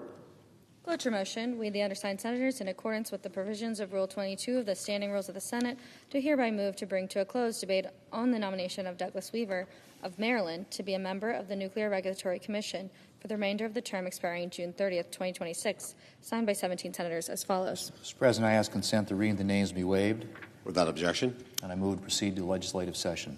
The questions on the motion? All those in favor say aye. Aye. Opposed, no. The ayes appear to have it. The ayes do have it. The motion is agreed to. Mr. President, I move to proceed to executive session to consider the en-bloc nominations listed in SRS 532. Questions on the motion? All those in favor say aye. Aye. Opposed, no. The ayes appear to have it. The ayes do have it. The motion is agreed to. Pursuant to the provisions of S.Res. 532, the nominations listed therein are pending en bloc. Mr. President, I send a cloture motion to the desk. The clerk will report. Cloture motion. We, the undersigned senators, in accordance with the provisions of Rule 22 of the Standing Rules of the Senate and the provisions of S.Res. 532, 119th Congress, do hereby move to bring to a close debate on executive calendar numbers 166, 267, 354, 429, 430. Mr. President, I ask consent the reading of the names be waived. Without objection. Signed by 17 senators as follows. And I ask unanimous consent that the reading of the names be waived. Without objection. Mr. President, I yield the floor. I recognize the senator from Kansas.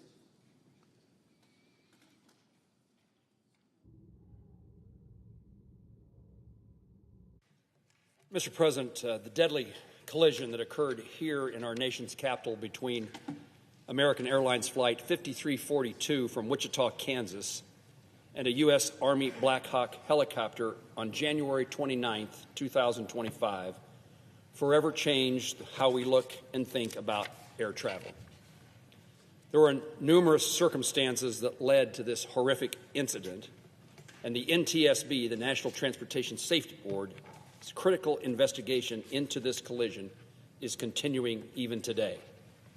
While the NTSB's final recommendations have not yet been released, the chair of the NTSB, Jennifer Hamady, took an unusual step in publicly stating that the current version of NDAA, the National Defense Authorization Act, does not adequately address the safety concerns surrounding the mixed airspace around DCA. She even went on to say that the legislation NDAA, she says, quote, reverses safety changes made after the mid-air collision, after the NTSB issued urgent safety recommendations, and after Secretary of Transportation Sean Duffy rightfully implemented NTSB's urgent safety recommendations. Based on the data and recommendations so far we received from NTSB, we know that, 1, there should have been limitations to rotary travel in high-traffic areas of commercial air travel. 2, all aircraft in this space should be using position broadcast technology, nearly with no exceptions. And 3, the users of this congested airspace should be communicating problems to each other, like the 15,000 near misses that occurred around DCA in a 3-year period between commercial planes and rotary aircraft. 15,000 near misses in 3-year period of time. The current NDAA text includes a provision which misses the mark on 2 of these must-have provisions. Therefore, I will insist and be working with my colleagues to amend the FY 2026 National Defense Authorization Act, or to otherwise pass legislation, perhaps in the appropriations process, of which I'm a member of that committee, to make sure that NDAA language is at least, as a minimum, abiding by the safety standards that were set in place after the crash of January the 29th. Our aviation system is fragile. I chair the subcommittee in Commerce on aviation and space. We have seen this in testimony time and time again. There is fragility in the safety of our air system. And over the last year, Congress has passed significant legislation to invest in the future safety of our airspace and introduced legislation to make our airspace safer, including the Rotary Act. Now is not the time. Now is not the time to step back from these efforts. I'm grateful for the hard work of NTSB Chair Hamady and her team, and I look forward to receiving their final recommendations when that time arises. And I also want to say thank you to the families of the victims of Flight 5342, who've continued to be vocal advocates for the safety of our airspace in honor of the loved ones they lost. Mr. President, it is important we not take a step back, but take a step forward. And I'll work in every way that I can with my colleagues to see that we accomplish that before the passage of the National Defense Authorization Act. Mr. President, I yield the floor. I recognize the senator from Massachusetts. Thank you, Mr. President. On Monday, President Donald Trump announced he will greenlight NVIDIA selling H200 chips to China.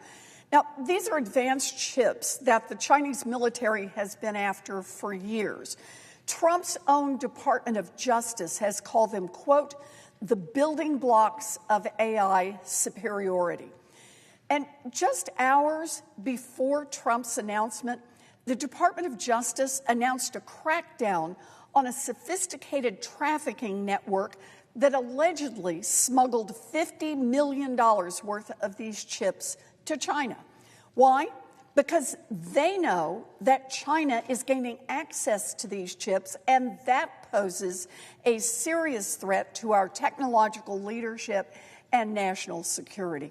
So why did the president make this bad deal that sells out the American economy and sells out American national security?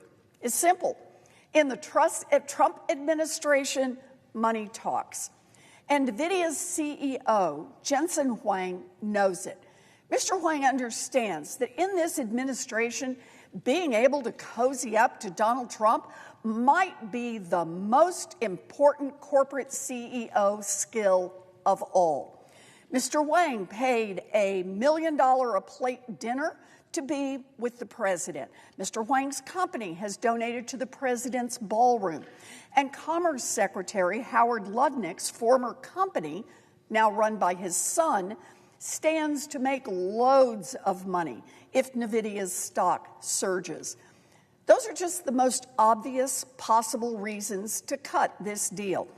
And who knows what else Mr. Huang might have done behind closed doors to persuade President Trump and Secretary Lutnick into making this dangerous concession. The American public deserves answers. Mr. Huang should be brought in front of Congress to testify under oath, and he should be joined by Secretary Lutnick and every other Trump administration official involved in this decision.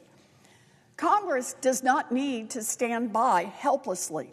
Both Republicans and Democrats understand the risks here, and we should pass bipartisan legislation that reins in this administration as soon as possible.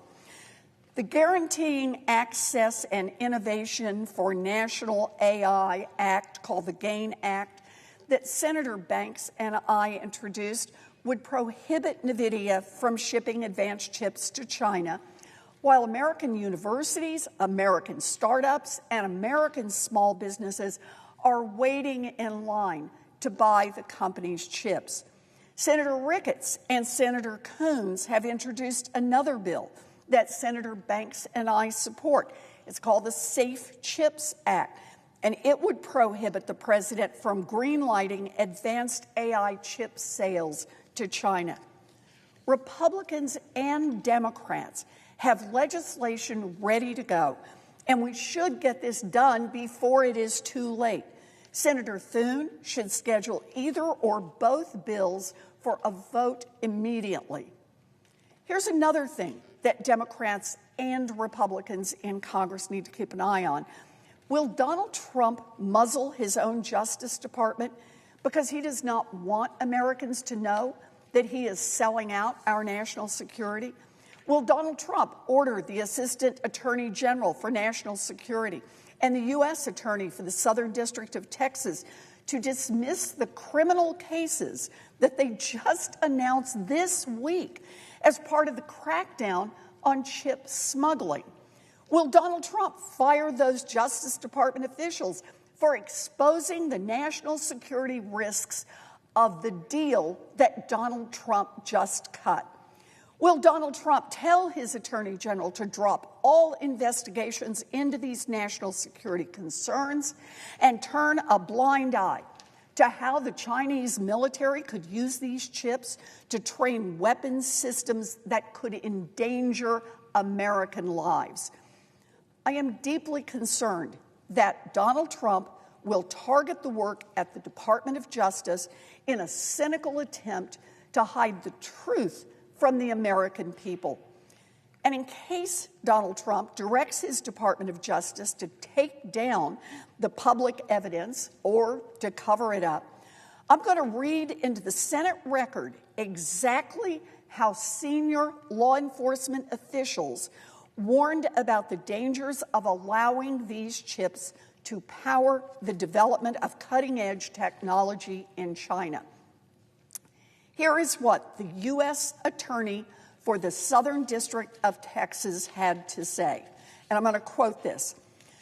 Operation Gatekeeper has exposed a sophisticated smuggling network that threatens our nation's security by funneling cutting-edge AI technology to those who would use it against American interests.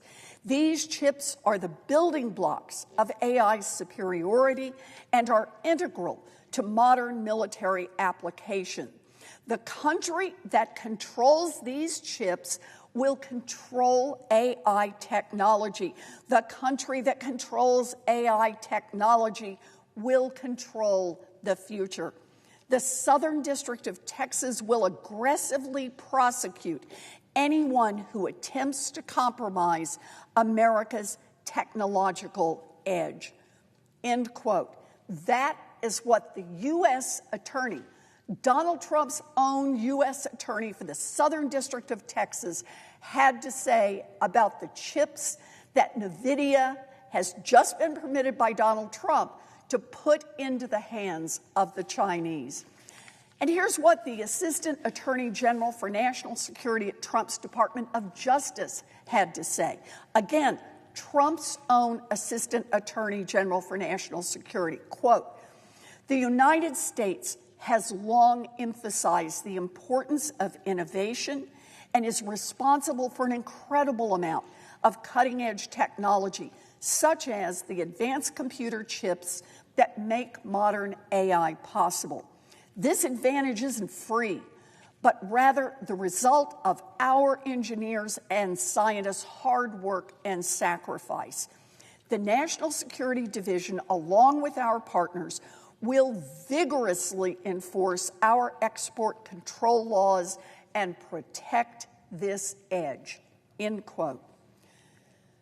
The president's most basic duty is to protect the economic and national security of the American people.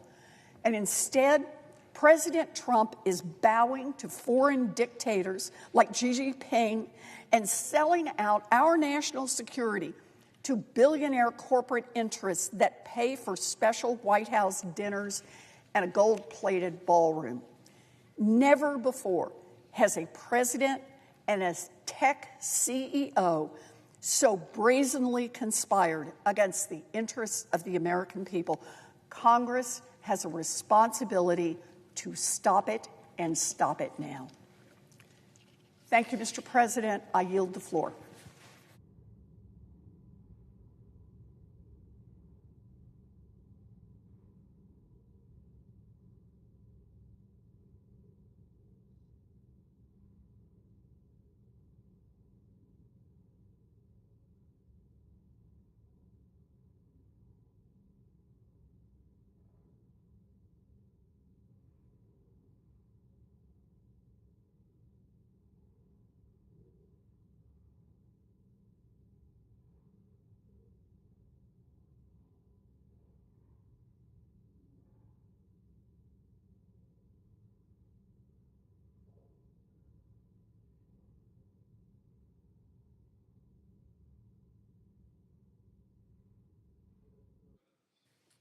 I recognize the senator from Alabama.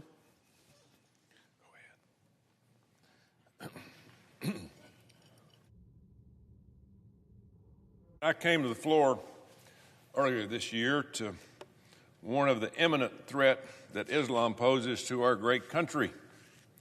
Unfortunately, that threat turned into reality just a few weeks ago when a deranged jihadist shot 2 of our National Guardsmen just steps from the White House. Just before Thanksgiving, Specialist Sarah Backstrom and Staff Sergeant Andrew Wolf were on patrol near the White House when they were attacked by a Biden-imported Afghan Islamist. A 29-year-old jihadist radically, viciously attacked them, killing Specialist Backstrom and leaving Staff Sergeant Wolf in critical condition. He's still fighting for his life today. Our prayers go out to him and his family. So let's make it very clear. The Afghan terrorist attacked these 2 soldiers because that is what Islam teaches. The Quran says to kill all infidels. That means all people who don't believe in Islam. So let's not mince words about this. Islamists want every single American, and especially Christians, Americans, they want them dead. In 2021, Joe Biden orchestrated the botched Afghan withdrawal, which was one of the most embarrassing days in our country's history. 13 American soldiers lost their lives as a direct result of the Biden's disastrous, misinformed leadership. Not to mention, he empowered the Taliban, who came crawling out of the hills to back control of Afghanistan. To make matters worse, Joe Biden then allowed more than 190,000, repeat that, 190,000 unvetted Afghans into this country, no questions asked.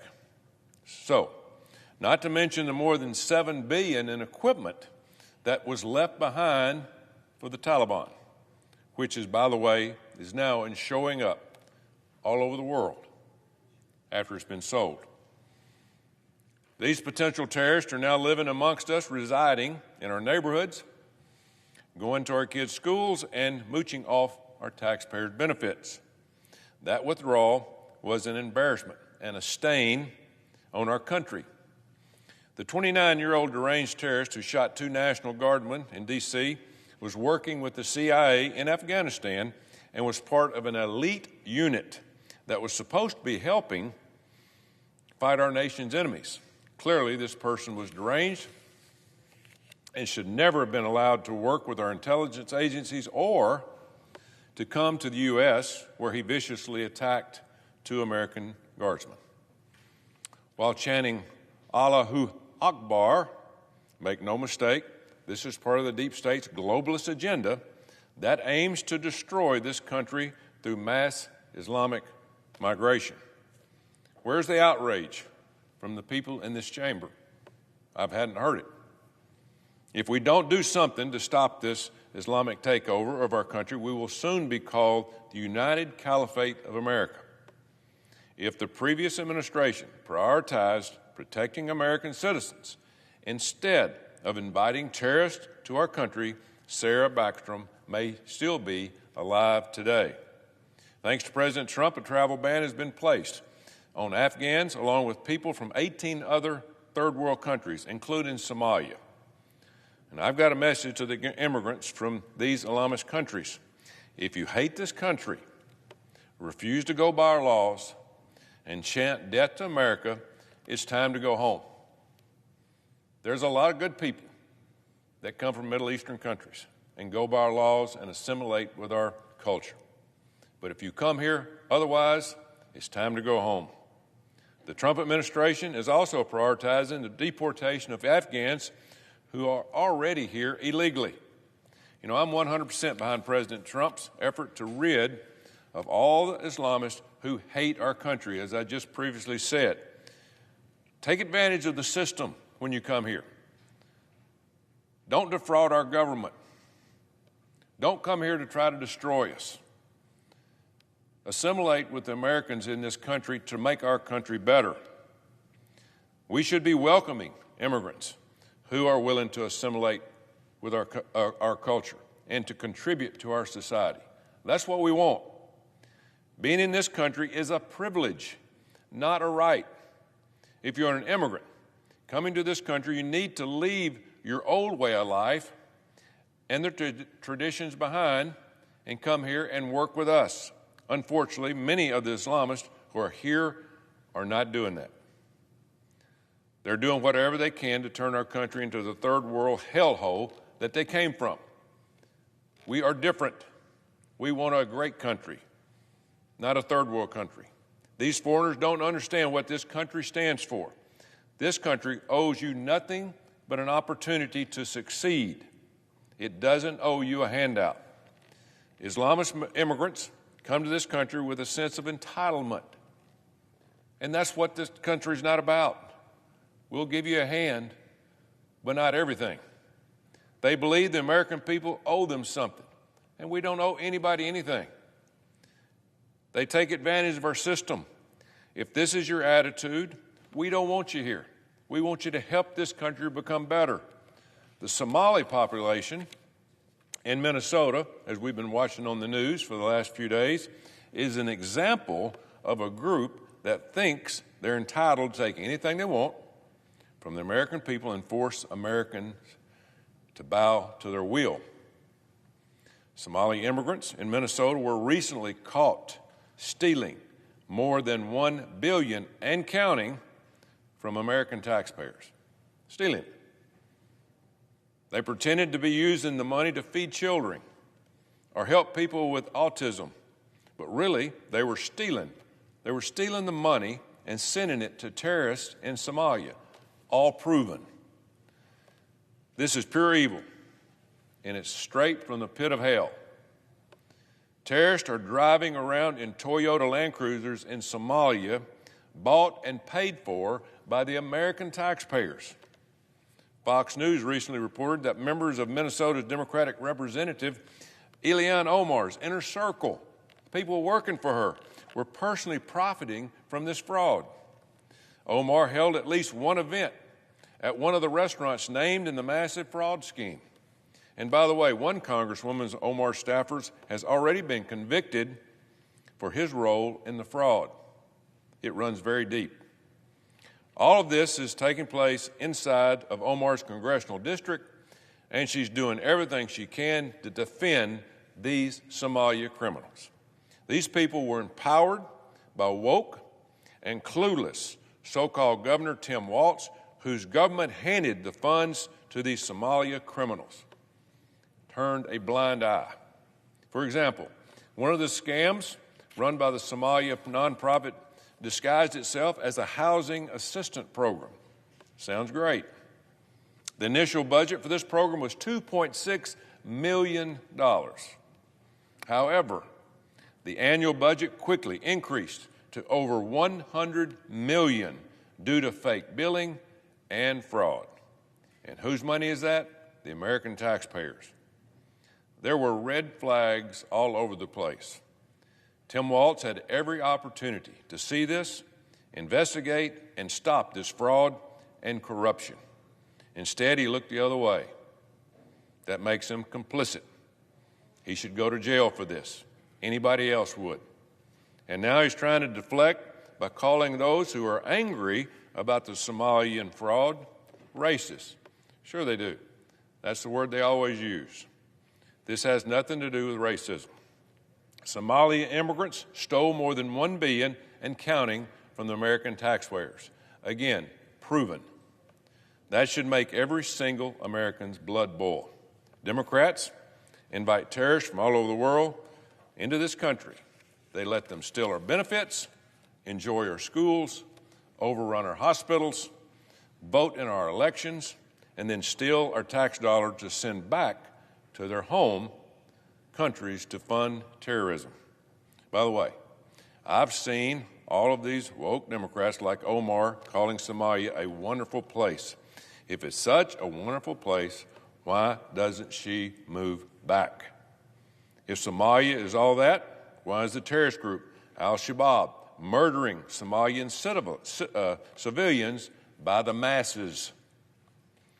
And why is the capital of Somalia considered to be one of the most dangerous capitals in the world due to frequent terrorist bombings, targeting killings, and ambushes? That sounds like a place no one would ever want to visit or live. Predictably, Somalians often flee their country, and woke Democrats welcome these often unvetted individuals with open arms to the United States through illegal programs.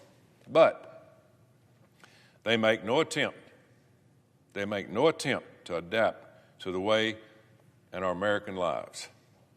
Instead, they try to turn whatever American city they are hiding out in into Somalia 2.0. Thankfully, the Trump administration is working around the clock to reverse the evil open borders agenda that was allowed to thrive under Joe Biden's administration. Look, despite what the woke media will tell you, President Trump is not anti-immigration. President Trump is incentivizing and welcoming immigrants into the country who are going to come here to contribute and assimilate and love our country like we do. That's what we're all about. And if that is not you, if they don't want to do that, again, we don't want you here. The Trump administration has worked tirelessly this year to arrest and deport millions of illegals brought into the country by the Biden administration. Patriotic Americans are thankful for the work with DHS and ICE of what they're doing to clean up our streets. If we don't take this threat seriously, more terrorist attacks will take place, more stories of third world Islamists defrauding our country and using tax dollars to fund terrorism against the United States will become commonplace. DNI, Tulsi Gabbard, released a report not long ago about the imminent threat of terrorism that is facing our country. It's here. The recent terrorist attack in D.C. may just be the beginning of Islamic plans to destroy this country. The 29-year-old psychopath who did this should be hung in the streets. We need to send a message to every terrorist hiding out in this country just waiting to attack. We're not going to put up with this nonsense.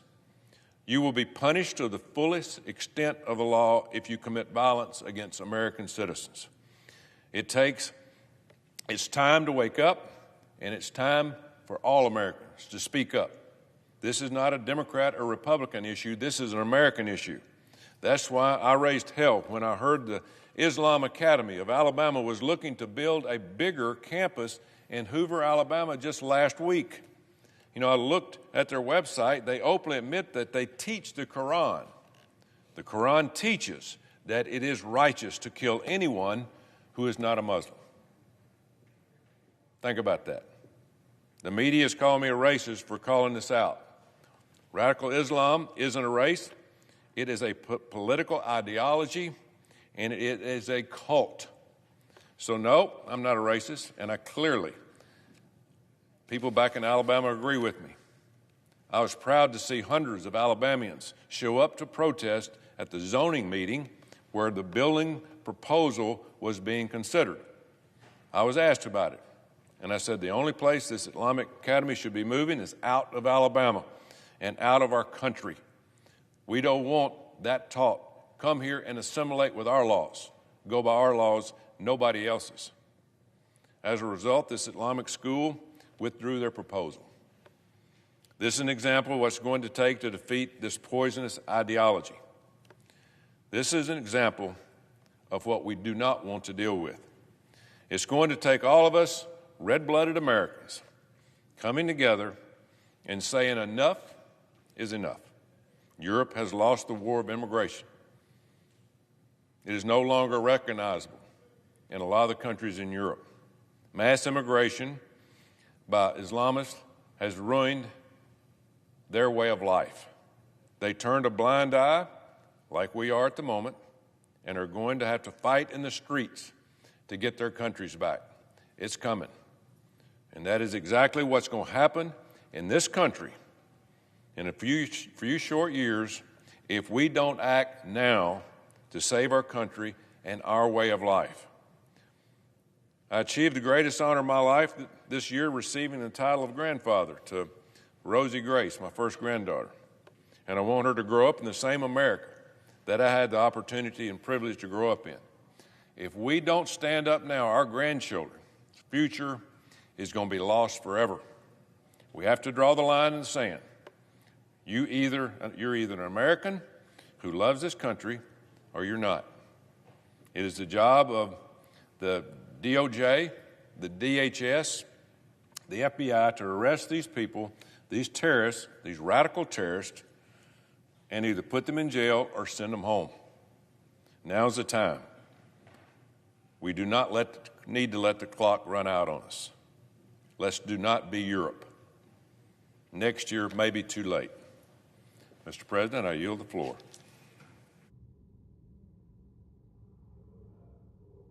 The clerk will call the roll. Ms. Alsterbrooks.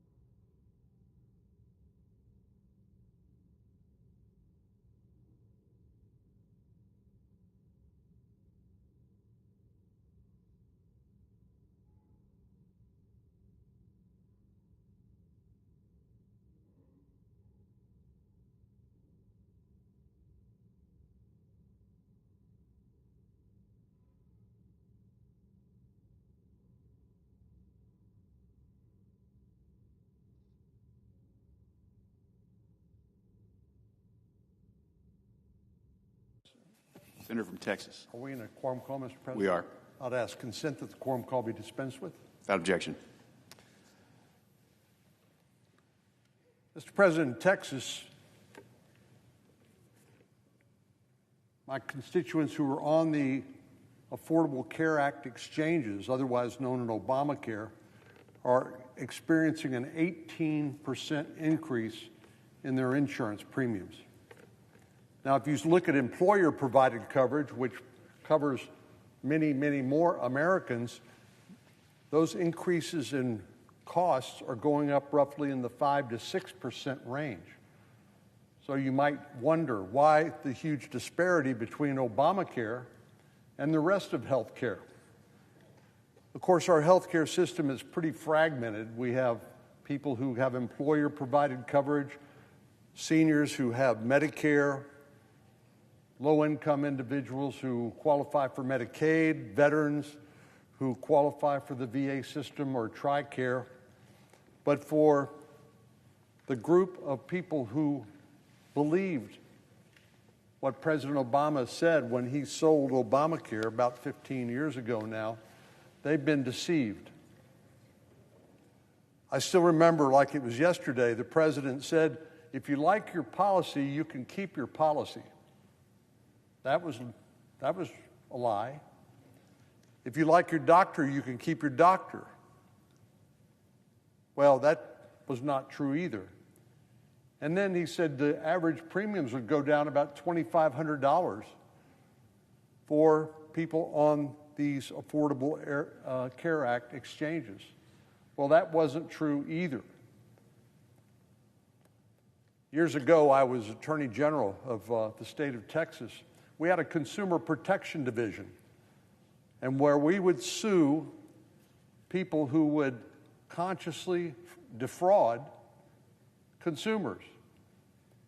And if this isn't one of the biggest consumer frauds perpetrated in our lifetime, maybe in history, I don't know what is.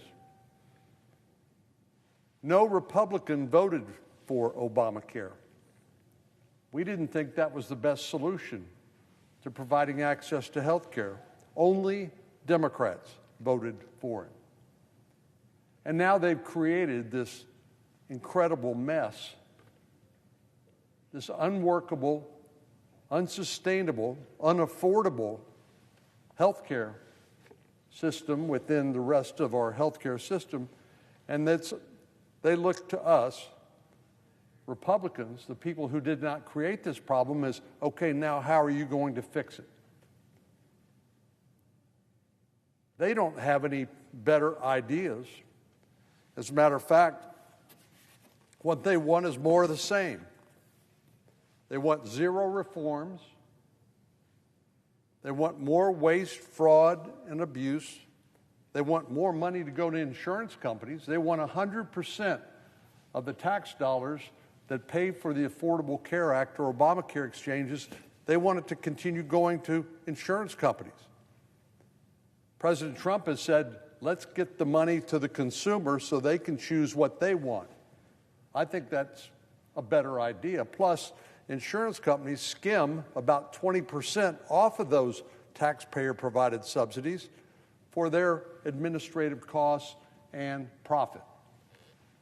And you know what? Insurance companies are among the most profitable companies in America, certainly since Obamacare started. And then finally, they want to break what has been roughly a, 50-year consensus on whether tax dollars should be used to pay for abortions. We know abortions and that issue divides much of America.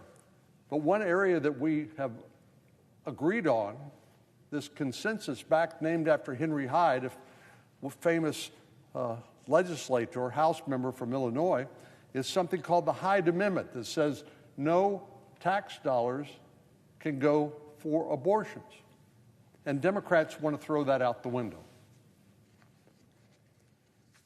Well, rather than just point the finger at our Democratic colleagues, we actually have come up with a better idea. And I'm grateful to our colleague, Senator Crapo, chairman of the Finance Committee, and Senator Cassidy, a medical doctor who's head of the Health, Education, Labor, and Pensions Committee, for coming up with an alternative proposal, which is predicted to bring premium prices down about 11%. Now, that's real money that people can use to spend on other things. Again, 18% increase each year after year after year. This is a train wreck for people on these affordable care policies.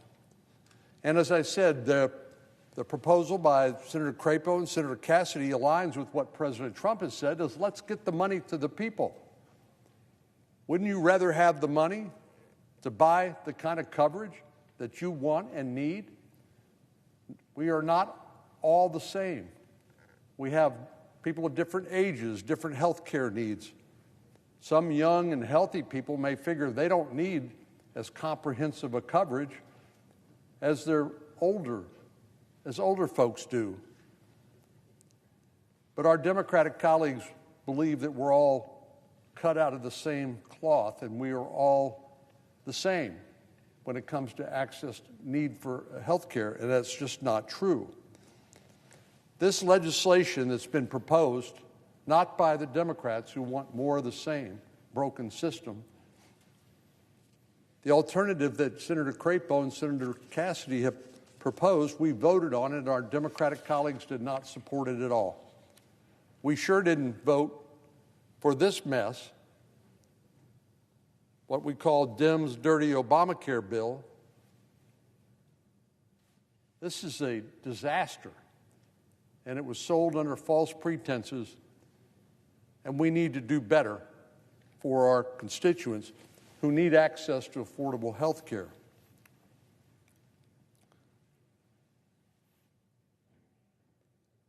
Well, our Democratic colleagues are calling for a clean extension of the enhanced Obamacare subsidies because they don't want any changes in what I've described here.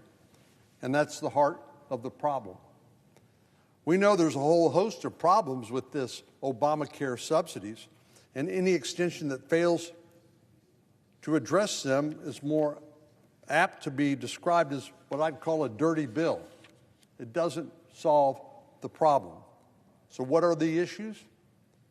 Well, first of all, we know that these subsidies are rife with fraud. In other words, your tax dollar is being misappropriated to fraudsters. We've been saying that all along, and now we have a new report from the Government Accountability Office which demonstrates beyond a shadow of a doubt what we've always suspected to be true. They documented it. The report paints a picture that makes the notion of a so-called clean extension with no changes outright laughable. That's not a clean extension. The investigators at GAO created fake identities and Social Security numbers for 24 individuals who did not exist. And they did this in order to find out what would happen when they took advantage of these Obamacare subsidies. They took these imaginary 24 and tried to enroll them in Affordable Care Act plans through Obamacare exchanges in 2024 and 2025.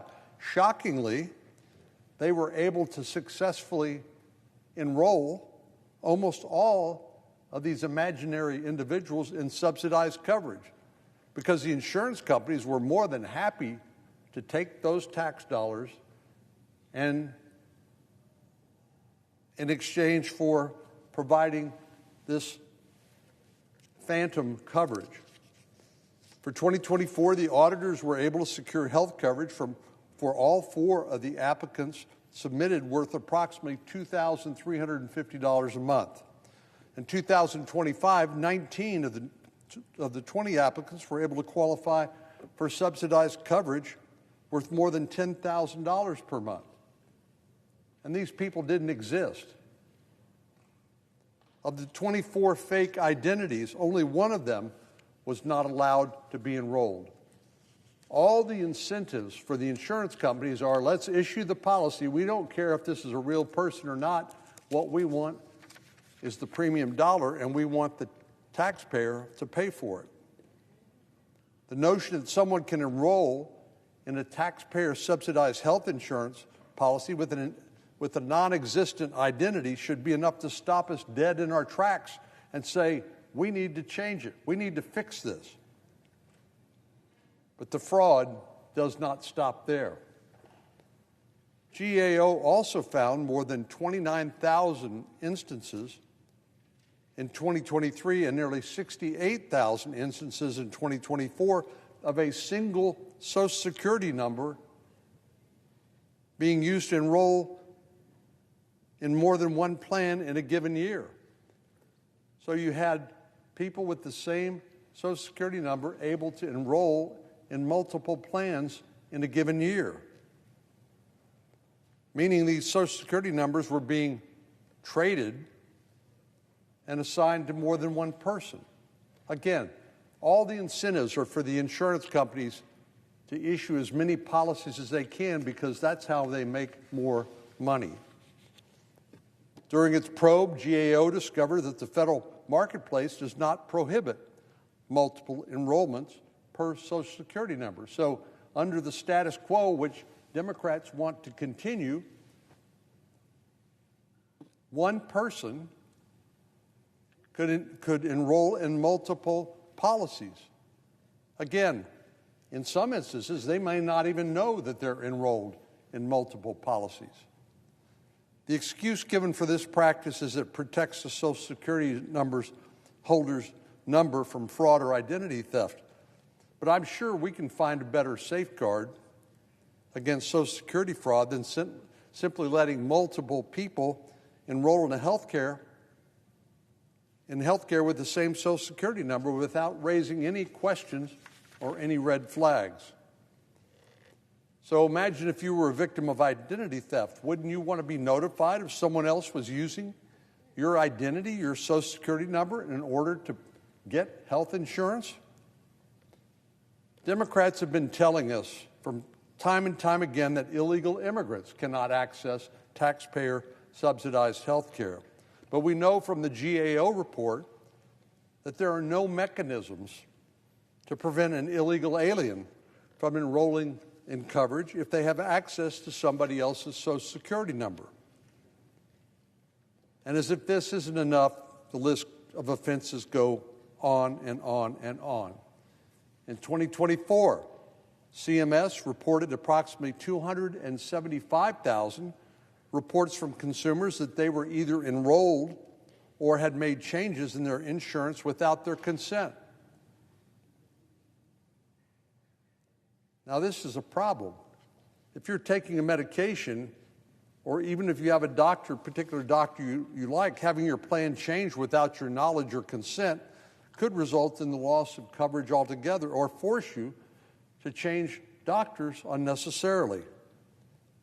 But this underscores one of the most significant problems that my Republican colleagues and I have raised with these so-called Obamacare enhanced subsidies.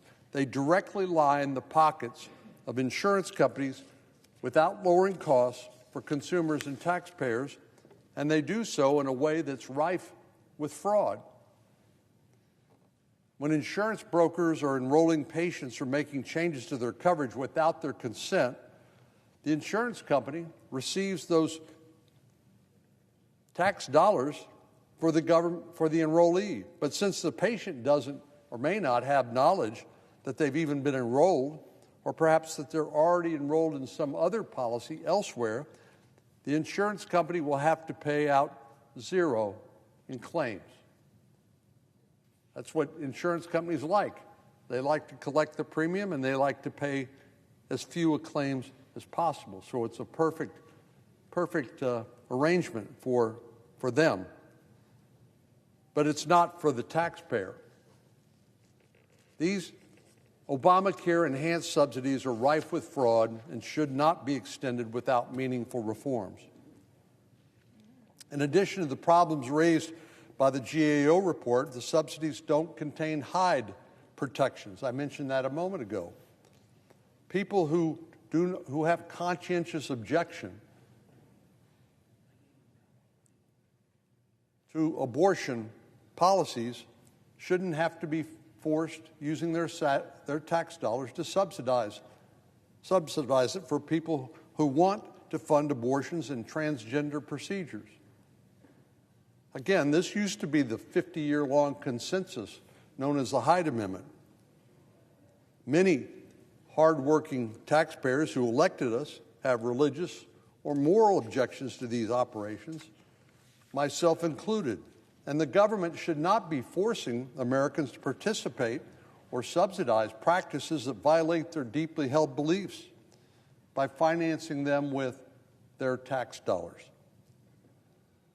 The Democrats' plan does nothing to address rampant fraud, the use of tax dollars to line the pockets of insurance companies, and the lack of Hyde protections for these subsidies. The lack of these changes does not mean this extension proposed by Democrats is clean. Far from it. We understand, I understand, that Texans need access to affordable health care, but this is not it. We will look forward to working together to find a real workable solution to health care affordability. What I worry about is that our Democratic colleagues really don't want to solve this problem. They want to have a political issue they can ride all the way to the midterm elections. And that's not just a cynical view of mine. I think that's a very likely reality. We can do better. We need to do better. Our constituents expect us to do better by working together to come up with affordable solutions for them without taking advantage of the taxpayers and lining the pockets of wealthy insurance companies. Mr. President, I yield the floor, and I'd note the absence of quorum. Clerk will call the roll. Ms. Alsobrooks.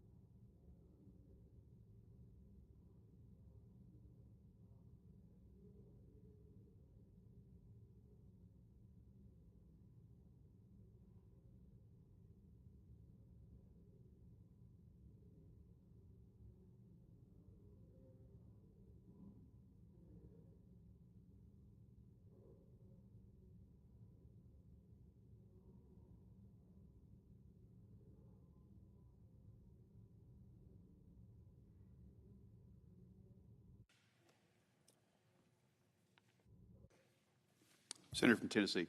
Ask consent to vitiate the quorum. Without objection. Mr. President, I rise today to speak about the unaffordability of health care, a crisis created and perpetuated by my Democrat colleagues across the aisle. 15 years ago, without a single Republican vote, congressional Democrats authored and signed into law the so-called Affordable Care Act, also known as Obamacare. Ever since, congressional Democrats, without Republican support, have continued to prop up this failed system with tax credits and bogus incentives to hide a broken foundation. Congressional Democrats even expanded these tax credits under the guise of the pandemic, again on a wholly partisan basis, not once, but twice, which included setting a deadline for their expiration this year. Now, they're expecting the American public to believe that Republicans are culpable for what the Democrats have done. They have clearly broken the system. When Obamacare passed in 2010, Democrats promised the American people that this legislation would make insurance affordable. Sadly, this promise has gone unfulfilled. I've heard from constituents across my home state of Tennessee who are grappling with the realities of this broken system. In 2014, the premium for a benchmark plan was $197. That's 2014. In 2026, that premium is expected to be $711. That's an increase of 260%. As if this wasn't enough evidence, take the story from a constituent in East Tennessee who's self-employed. He and his wife own and operate a consulting firm. For his family of three, their insurance premium for the exact same plan they had this year will increase from $1,400 a month to $2,200 a month.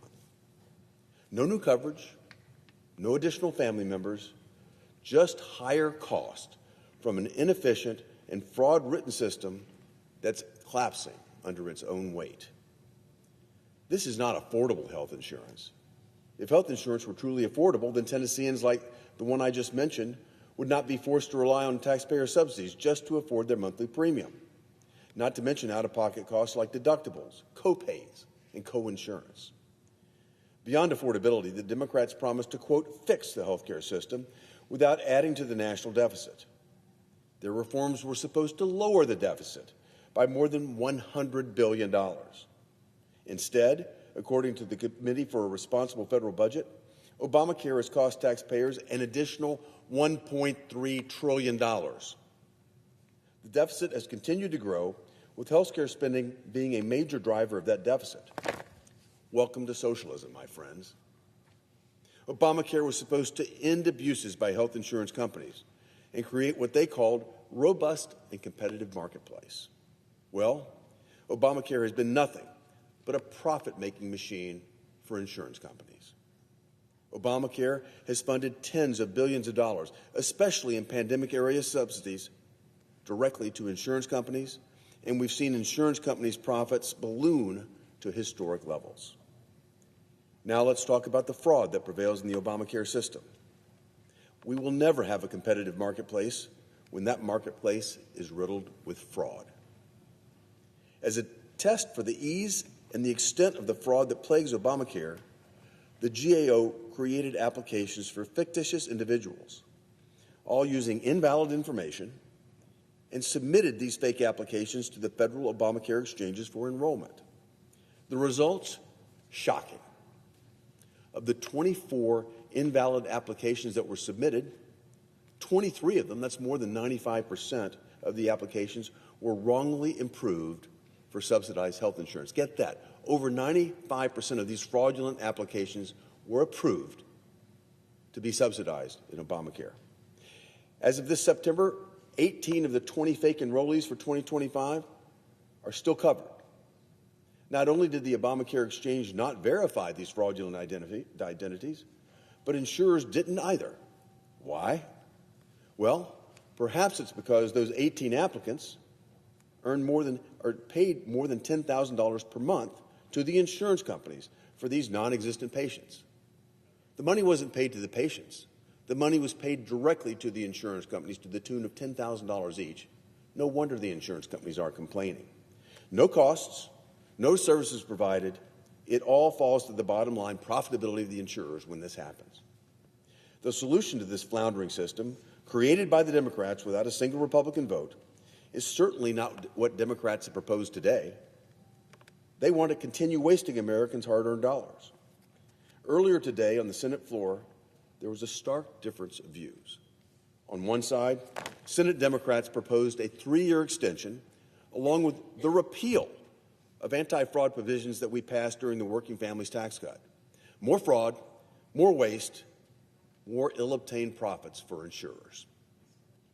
This unserious partisan proposal would cost a whopping $83 billion and would not lower premiums for 93% of Americans by a single cent. I oppose that effort. Instead, Republicans are offering real solutions that will lower benchmark premiums by 11%, save $30 billion by appropriating cost-sharing reductions, and empower patients to make their own health care decisions. There are further Republican solutions being debated right now, solutions that add serious fraud protections and ensure that wealthy Americans are not receiving taxpayer subsidies, solutions that ensure no federal funds are used for abortions, that ensure illegal immigrants aren't accessing these credits to free ride and overwhelm the American healthcare system. I hope my Democrat colleagues will stop playing their political games and begin to work with Republicans to actually lower the cost of health care for the American people. Thank you, Mr. President. I yield the floor and note the absence of a quorum. Mr. Also Brooks.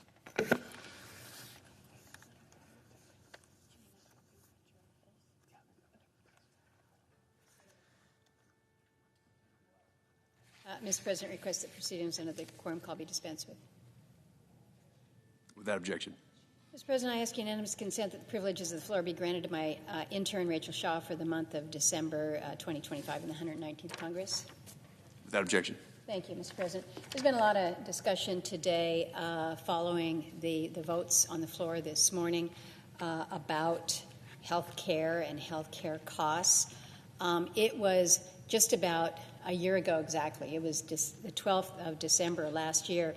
I spoke to a reporter from Alaska, and we were talking about the just staggering costs of health care costs and what we were seeing with the rise. And at that time, I pointed out to this reporter that Alaska had already seen 3 years of premium increases that exceeded 50% in total. This was putting a pressure on individual and household budgets in a way that people were telling me this is an unsustainable trend. And I said then that we're going to have to address the issue of the enhanced premium tax credits at the federal level. We're going to need to address the fact that these come to an end at the end of this calendar year.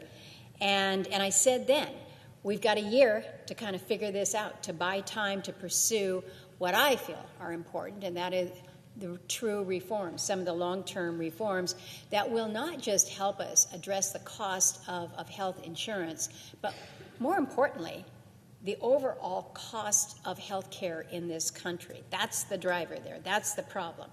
So that was about a year ago, almost exactly a year ago. And yet, here we are.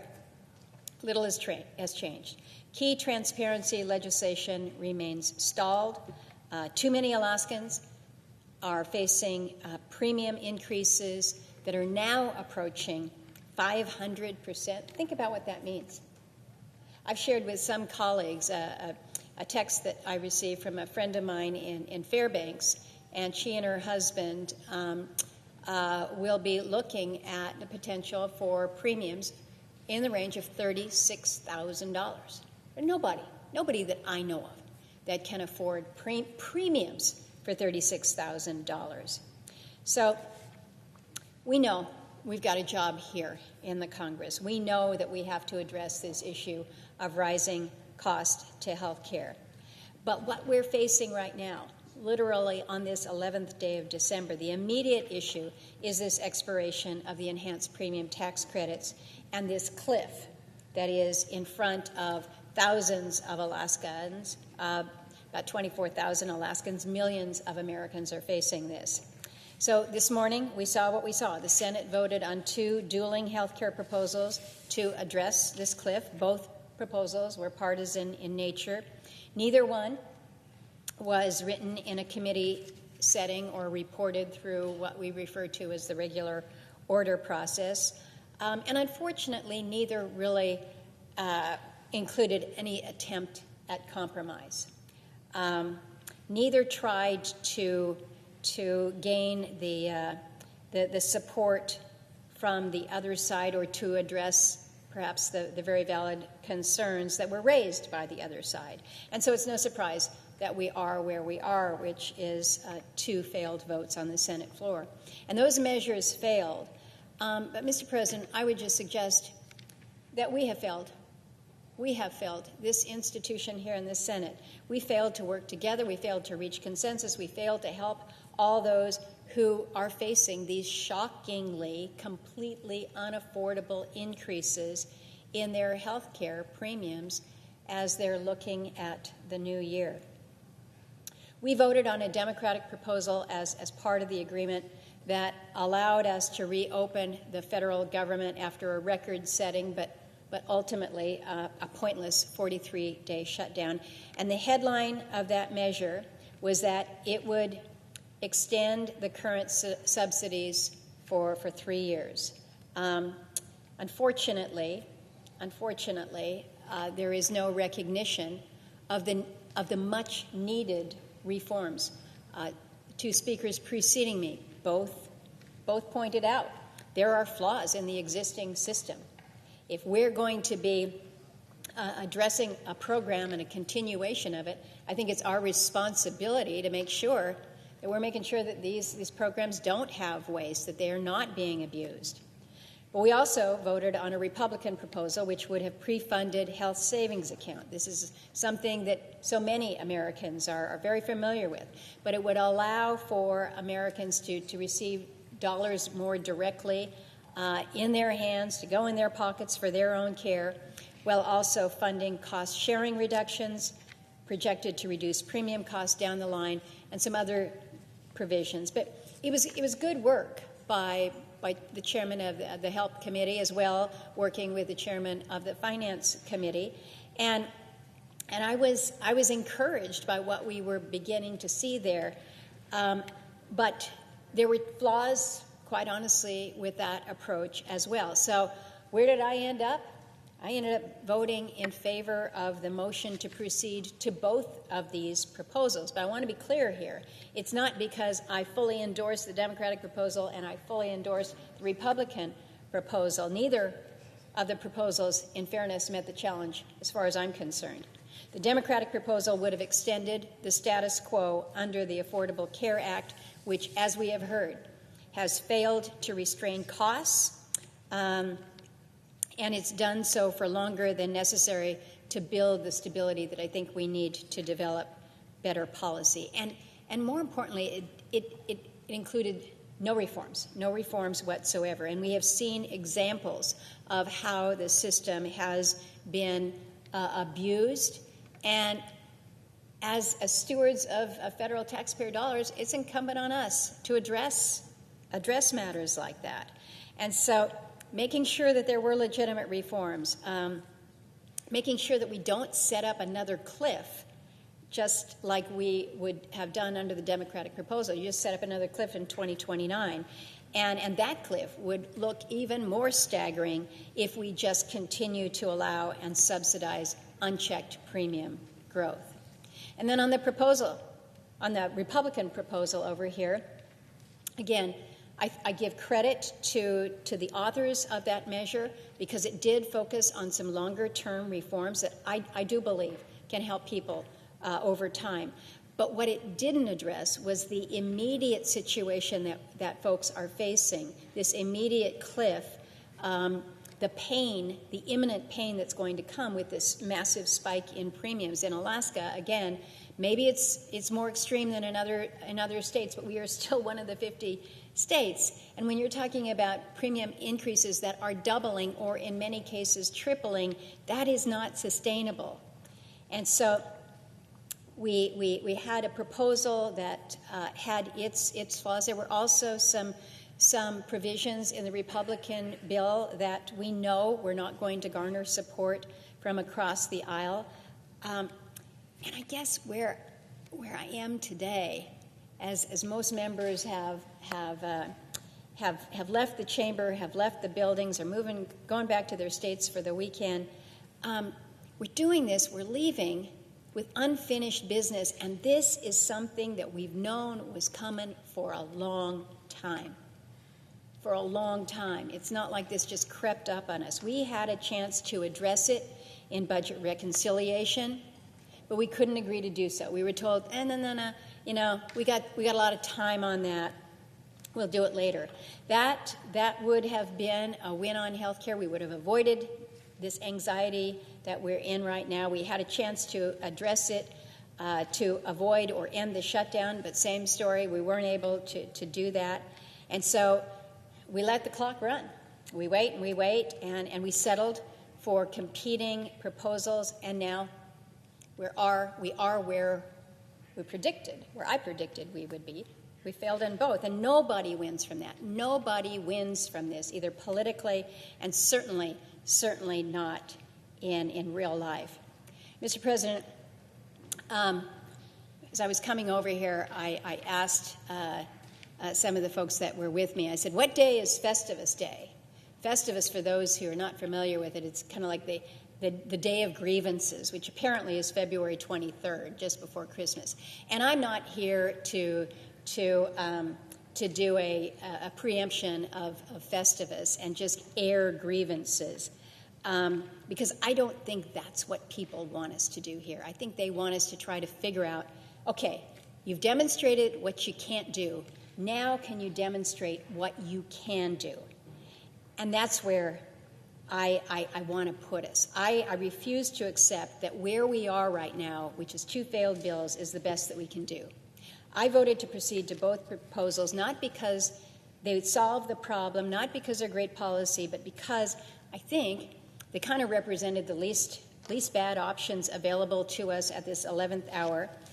Because I think we should be talking about it. We should be debating them, amending them, having an opportunity to do so on the floor, and seeing if we can't make some progress there. Sometimes out in the open gets us somewhere, not too often these days. But I'll tell you, the alternative, which is doing nothing and letting people suffer here, I think is worse. So again, today we showed the country what we can't do, but I wanted to show that there are bipartisan votes in the Senate that are eager, that are anxious for a bipartisan compromise. And I don't think it's too late for that. It's December 11th here. The year's not over. Our session is not over. I agree. We don't have a lot of time. We know that. But I think we can still come up with something that, again, would give people in this country comfort knowing that my premiums are not going to double and triple in the calendar year 2026. So that's exactly what I'm hoping the Senate is going to do, and what I challenge every one of us to focus on before we adjourn this year. And it's not like we're starting from scratch here. The ingredients for what we're going to need have been out there. We just need to get them all together and figure out how we're going to bake this. I think we know a lot of the work has already been done. We know the general contours of what an agreement could look like. By my count, there's no fewer than 8 plans that are out there. There's probably more than that we can draw from. You've got the Democratic bill that we saw, which was a 3-year offering. We saw the Cassidy-Crapo effort. Senators Marino and Collins have a proposal. I have put forward a proposal. Senator Rick Scott has, Senator Hawley, Senator Marshall, Senator Husted. There's a lot that's out there. And so many have been speaking about this for so long now. I put legislation on the table, a 2-year extension of the premium tax credits to buy us time to avoid this situation. I've also proposed ways to address it in both budget reconciliation and in my frameworks when we were trying to figure out how we end the shutdown. So there's not a lot of new stuff out here. We know what the component pieces are. And it's not just in this body. Look at what's happening down the hall here. Two bipartisan proposals by members of the House, and they are circulating for signatures so that they might be able to discharge and be able to move this. To me, Mr. President, I think that is really significant. You've got members in the House that are coming together and they're going to stand out, put their name up front on a bipartisan effort. Maybe it's not everything that they want, but they're willing to put something out there because they believe that the American people demand and deserve a solution. And so I'm encouraged. I'm really encouraged by the momentum that we're seeing coming out of the other body as well. And so if you take time to look at the proposals that are out there, you can see where we need to go. You can see where there's overlap. You can see where there's areas that serve as the foundation for an agreement. I think there's so many that agree that we've got to have some extension of an enhanced premium tax credits. Maybe it's not 3 years. Maybe it's we know it's at least 1 year. Perhaps it's 2. Most agree on the need for reasonable reforms to ensure that these credits are going to go to those who need them most and to protect the taxpayers who foot the bill from the waste, fraud, and abuse, because we know that that is real. We have to address that. We've got some good measures, good ideas on what to do there. They're already written. We can plug them into a bipartisan measure. And there's consensus for reasonable limits on who can receive the credits, and understanding that reforms need to be made, again, to reduce the fraud in the system. And I think we can do some of that through some of the program integrity reforms and by addressing plans where the customer is not currently paying any premium whatsoever. So, again, I acknowledge the great work that Senator Cassidy has put forward with proposing solutions that give families options here when it comes to their health care choices. So here we are. On the 11th of December, we've taken the partisan votes, and now we need to move forward. We need to develop a bipartisan product based on what we do agree on. And I firmly believe that it's in our reach if we try. But to get there in this short period that we have in front of us, we got to remember that none of us get to design this on our own. None of us will get exactly everything we want. The time for that is over. We've proven that no specific plan of that nature has the kind of support that we need. So we got to do better. We got to do better. We can't just say, happy holidays, brace for next year. That's our message to you. We need to focus on the people who are going to be hurt if we do nothing, and we need to set aside the politics and the partisanship that are preventing us from helping them. I think there is still a consensus to be had here, and know that I stand at the ready to do everything that I can to help in that effort before we adjourn at the end of this year. And with that, to Mr. President, I yield the floor. Senator from Washington. Rise today to make a point clear, and that is that Section 373 of this year's National Defense Authorization Act poses a serious risk to the aviation safety and should be removed.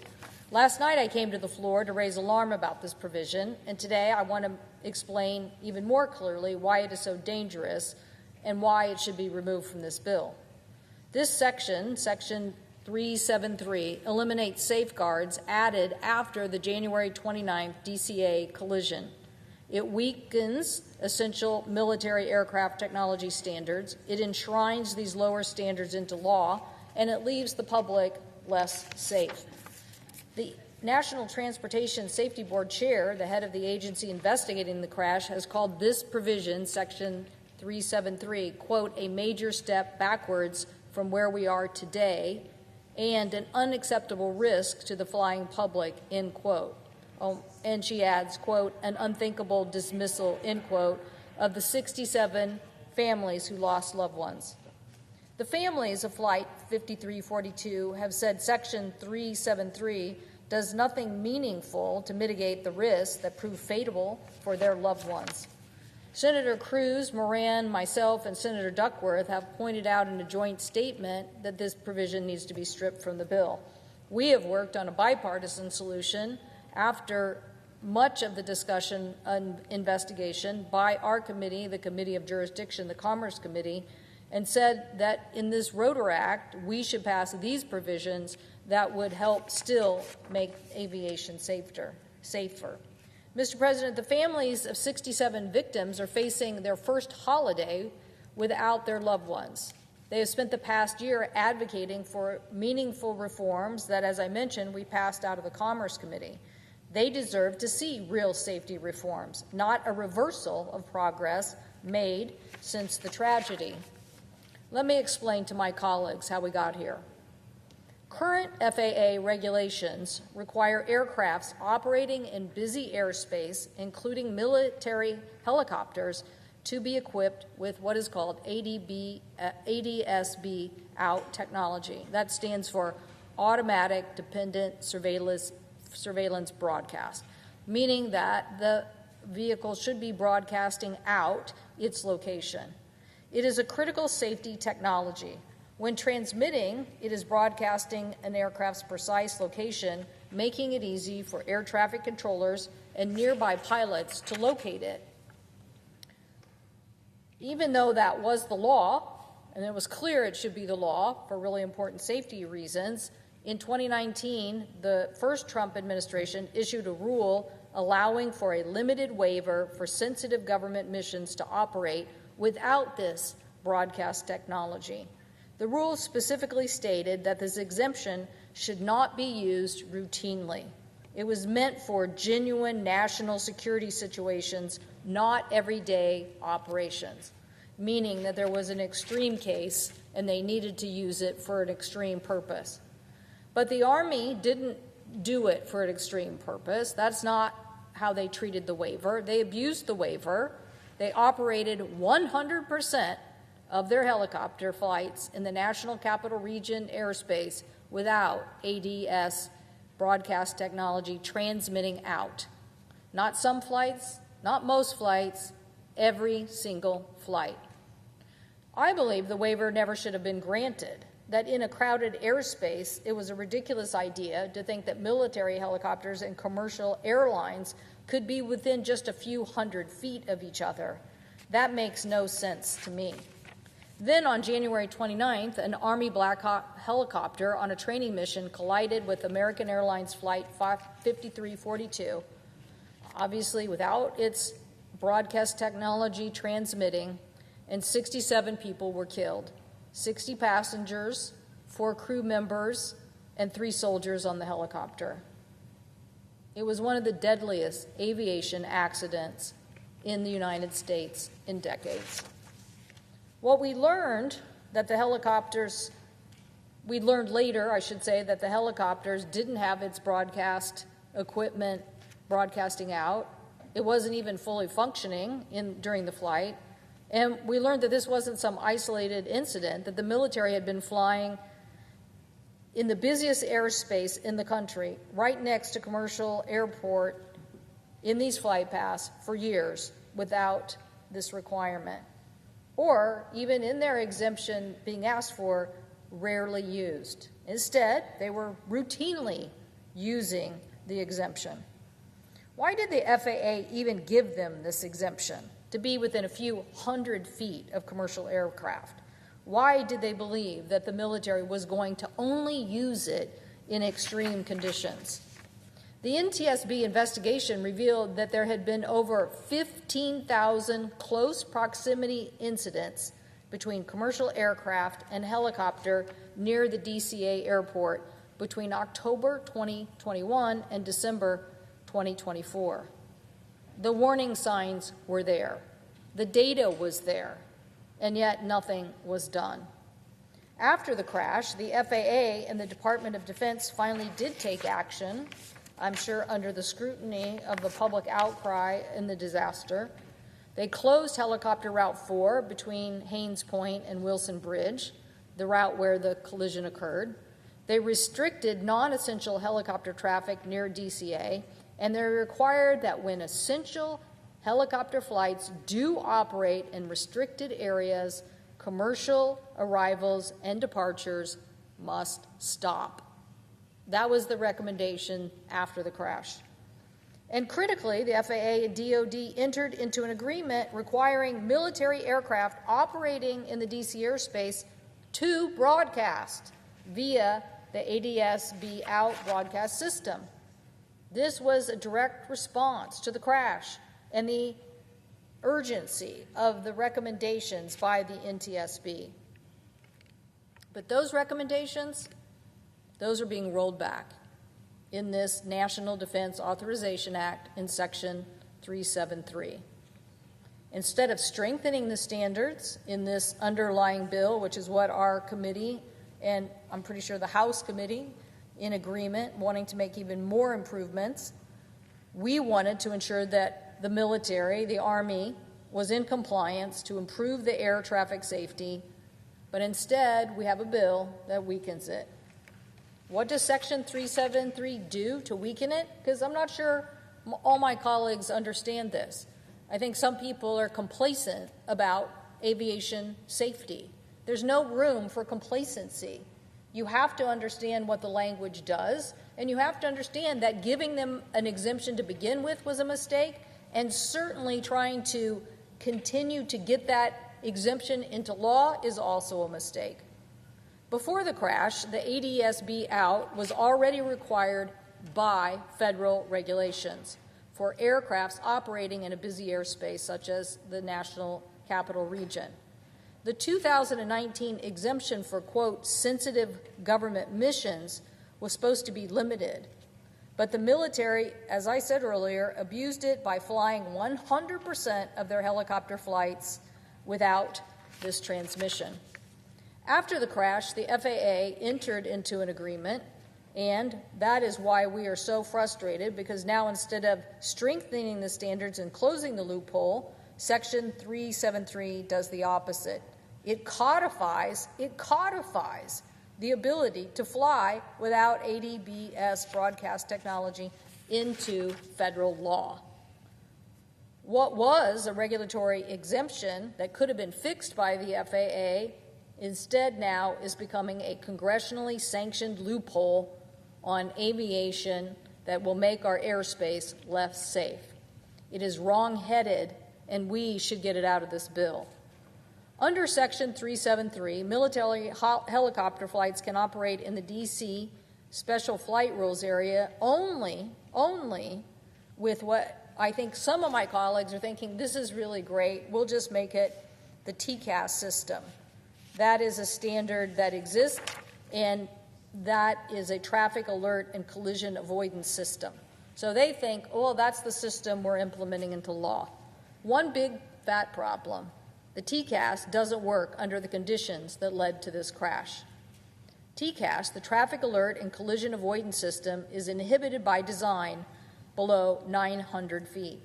So during the descent, to avoid, basically you're in a cabin with the pilot supposed to be focused on landing, you do not have alarm bells and all the whistles and everything that distract the pilot at this critical function. So it doesn't really operate at below 900 feet.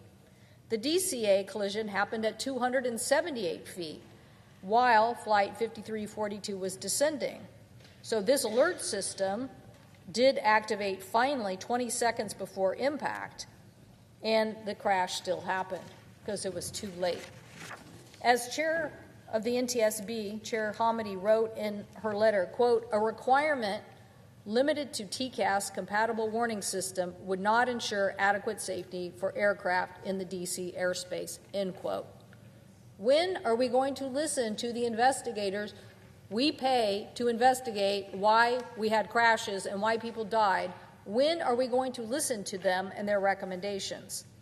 She continued, quote, Section 373 would roll back the broadcast requirements to the very conditions that existed in D.C. airspace at the time of the accident by allowing military aircraft to operate without ADS-B. Section 373 You think, well, how could it get worse than that? Now you're recreating the exact conditions of the accident, but it also includes a broad waiver authority. Any general or flag officer can waive even the most minimal TCAS requirements. These requirements that some of my colleagues put out a statement last night going, oh, we're good with this because it has TCAS in it. And now we have the NTSB saying that makes no sense because it doesn't even function in the type of accident we're talking about. And now, even within the provision, it says, oh, if you don't like that TCAS anyway, you can waive it because you've made a determination. Why is that so important? Because the military went to the FAA and said, we want an exemption for very, very limited use, and then used it 100% of the time. So do we think they're really telling us an accurate statement when they say, oh, we might want to get rid of TCAS too? Well, I believe they will not use TCAS, and it doesn't function in the accident requirement anyway. The NTSB investigation has shown that the Army and other military departments do not understand the complexities of D.C. airspace or how to conduct a thorough safety risk assessment. And while Section 373 requires the Secretary of Transportation to sign off on any waivers, Chairman Hamady wrote that this provides little real protection, that the language gives the military departments broader latitude with no meaningful input from the FAA. Okay, so it just means the military can do whatever they want in the commercial airspace. The aviation industry and the affected communities are the ones that are going to continue to pay the price here. So let's be clear. The NTSB, our National Transportation Safety Board, its own investigation, found serious maintenance failures across the Army's helicopter fleet. The crash helicopter equipment was improperly installed and hadn't been working for more than 700 days. The Army never caught it. In fact, the helicopters in Battalion 8 of 16 could not even transmit when required to do so because of maintenance failures. There is a really big issue that we're going to hear a lot more about in January from the NTSB, and that's that the altimeters on the helicopters were also unreliable. My sense is the NTSB is doing really important engineering investigative work now to find out why those altimeters were so off.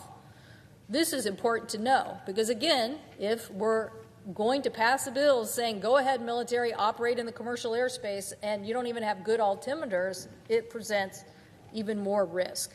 When the NTSB tested 3 other Black Hawk helicopters over the Potomac, their barometric altimeters showed the helicopters 80 to 130 feet lower than they actually were. So it just says that something is not working on these helicopter systems. Good investigative work. If you watch any of these shows, mid-air collisions, any of these things that document what the NTSB does, you will find that good engineering will come up with what is the problem with these helicopters on the altimeters. And they'll tell us something important that we needed to know. But we should not be flying helicopters around close to commercial aviation space within a few hundred feet when we know they aren't even accurate.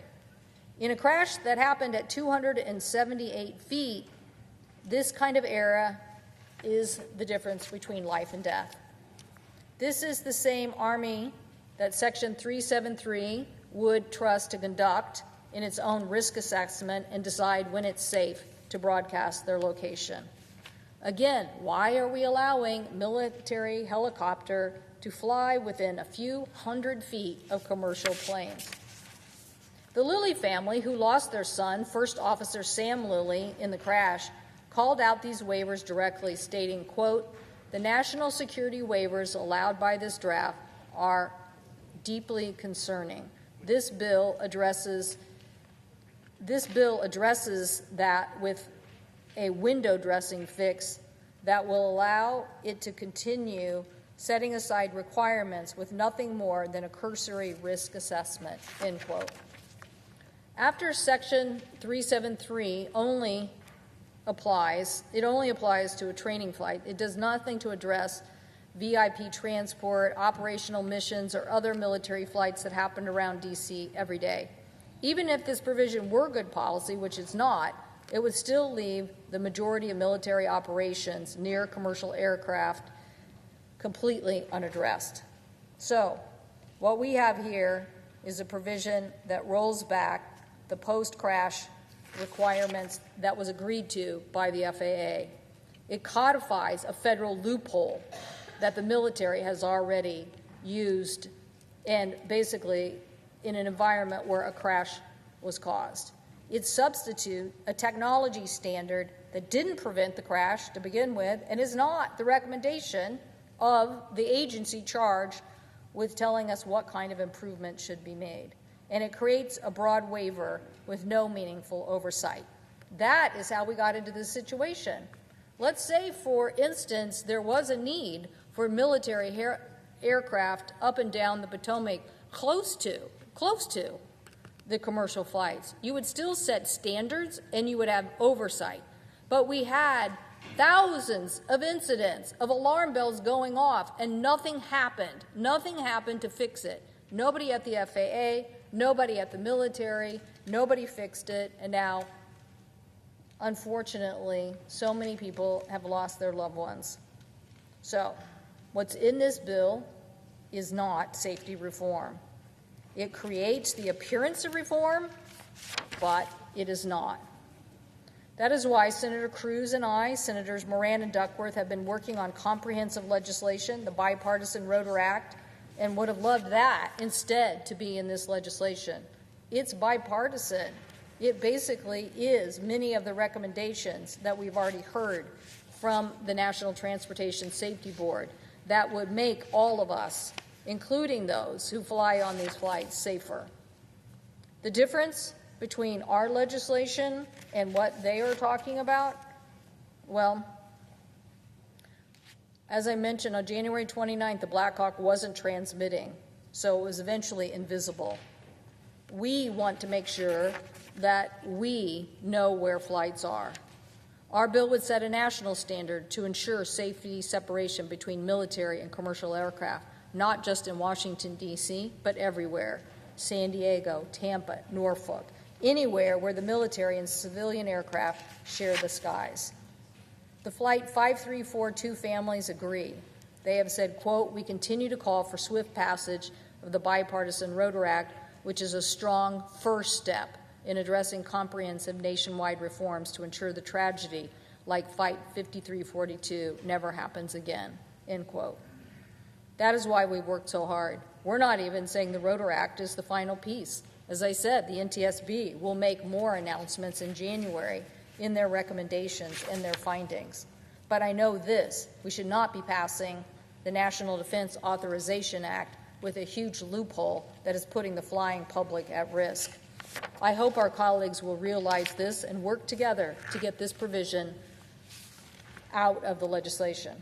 I hope that you will think about the 67 families who lost their loved ones in this tragedy. That was preventable.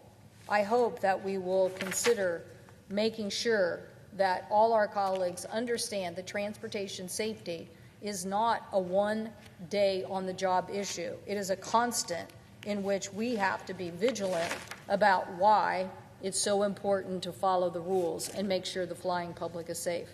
The stakes are too high, Mr. President. Let's not go backward on aviation safety. Let's get this section out of the bill, and let's pass the Rotor Act. I thank the President, and I yield the floor.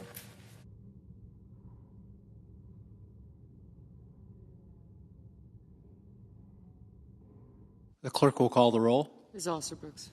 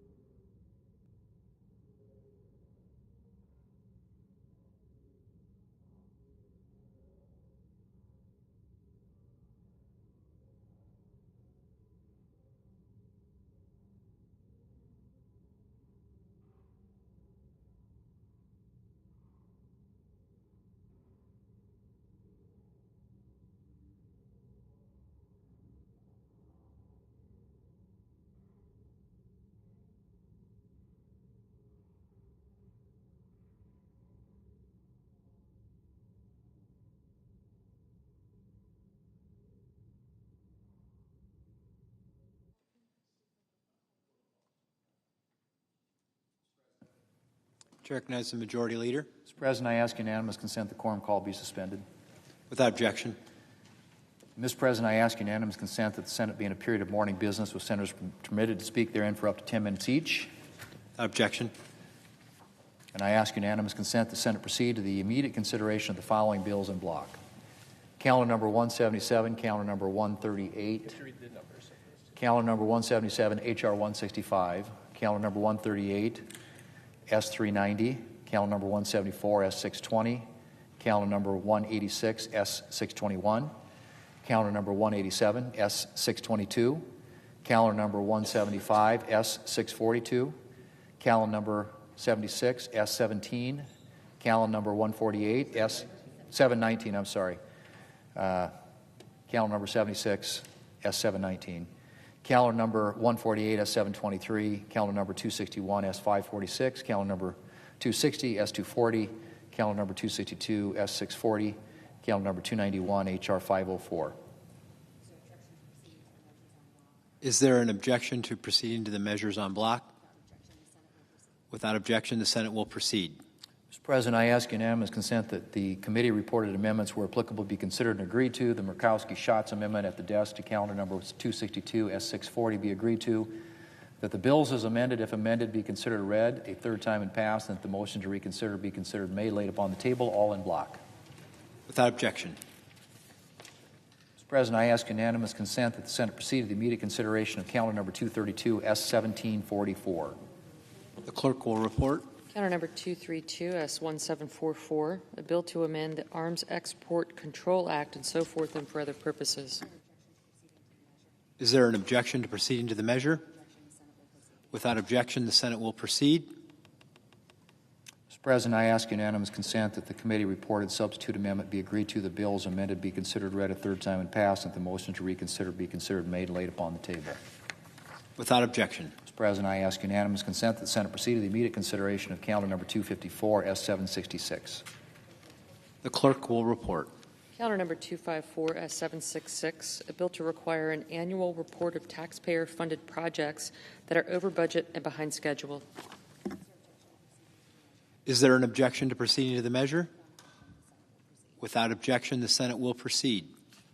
Mr. President, I ask unanimous consent that the bill can be considered read a third time and passed, that the motion to reconsider be considered made and laid upon the table. Without objection. Mr. President, I ask unanimous consent that the Finance Committee be discharged from further consideration of H.R. 1491 and the Senate proceed to its immediate consideration. The clerk will report. H.R. 1491, an act to amend the Internal Revenue Code of 1986 and so forth. Is there an objection to proceeding to the measure? Without objection, the committee is just discharged and the Senate will proceed. Mr. President, I ask unanimous consent that the bill be considered read a third time and passed, that the motion to reconsider be considered made and laid upon the table. Without objection. Mr. President, I ask unanimous consent the Senate proceed to the immediate consideration of calendar numbers 277, S1591. The clerk will report.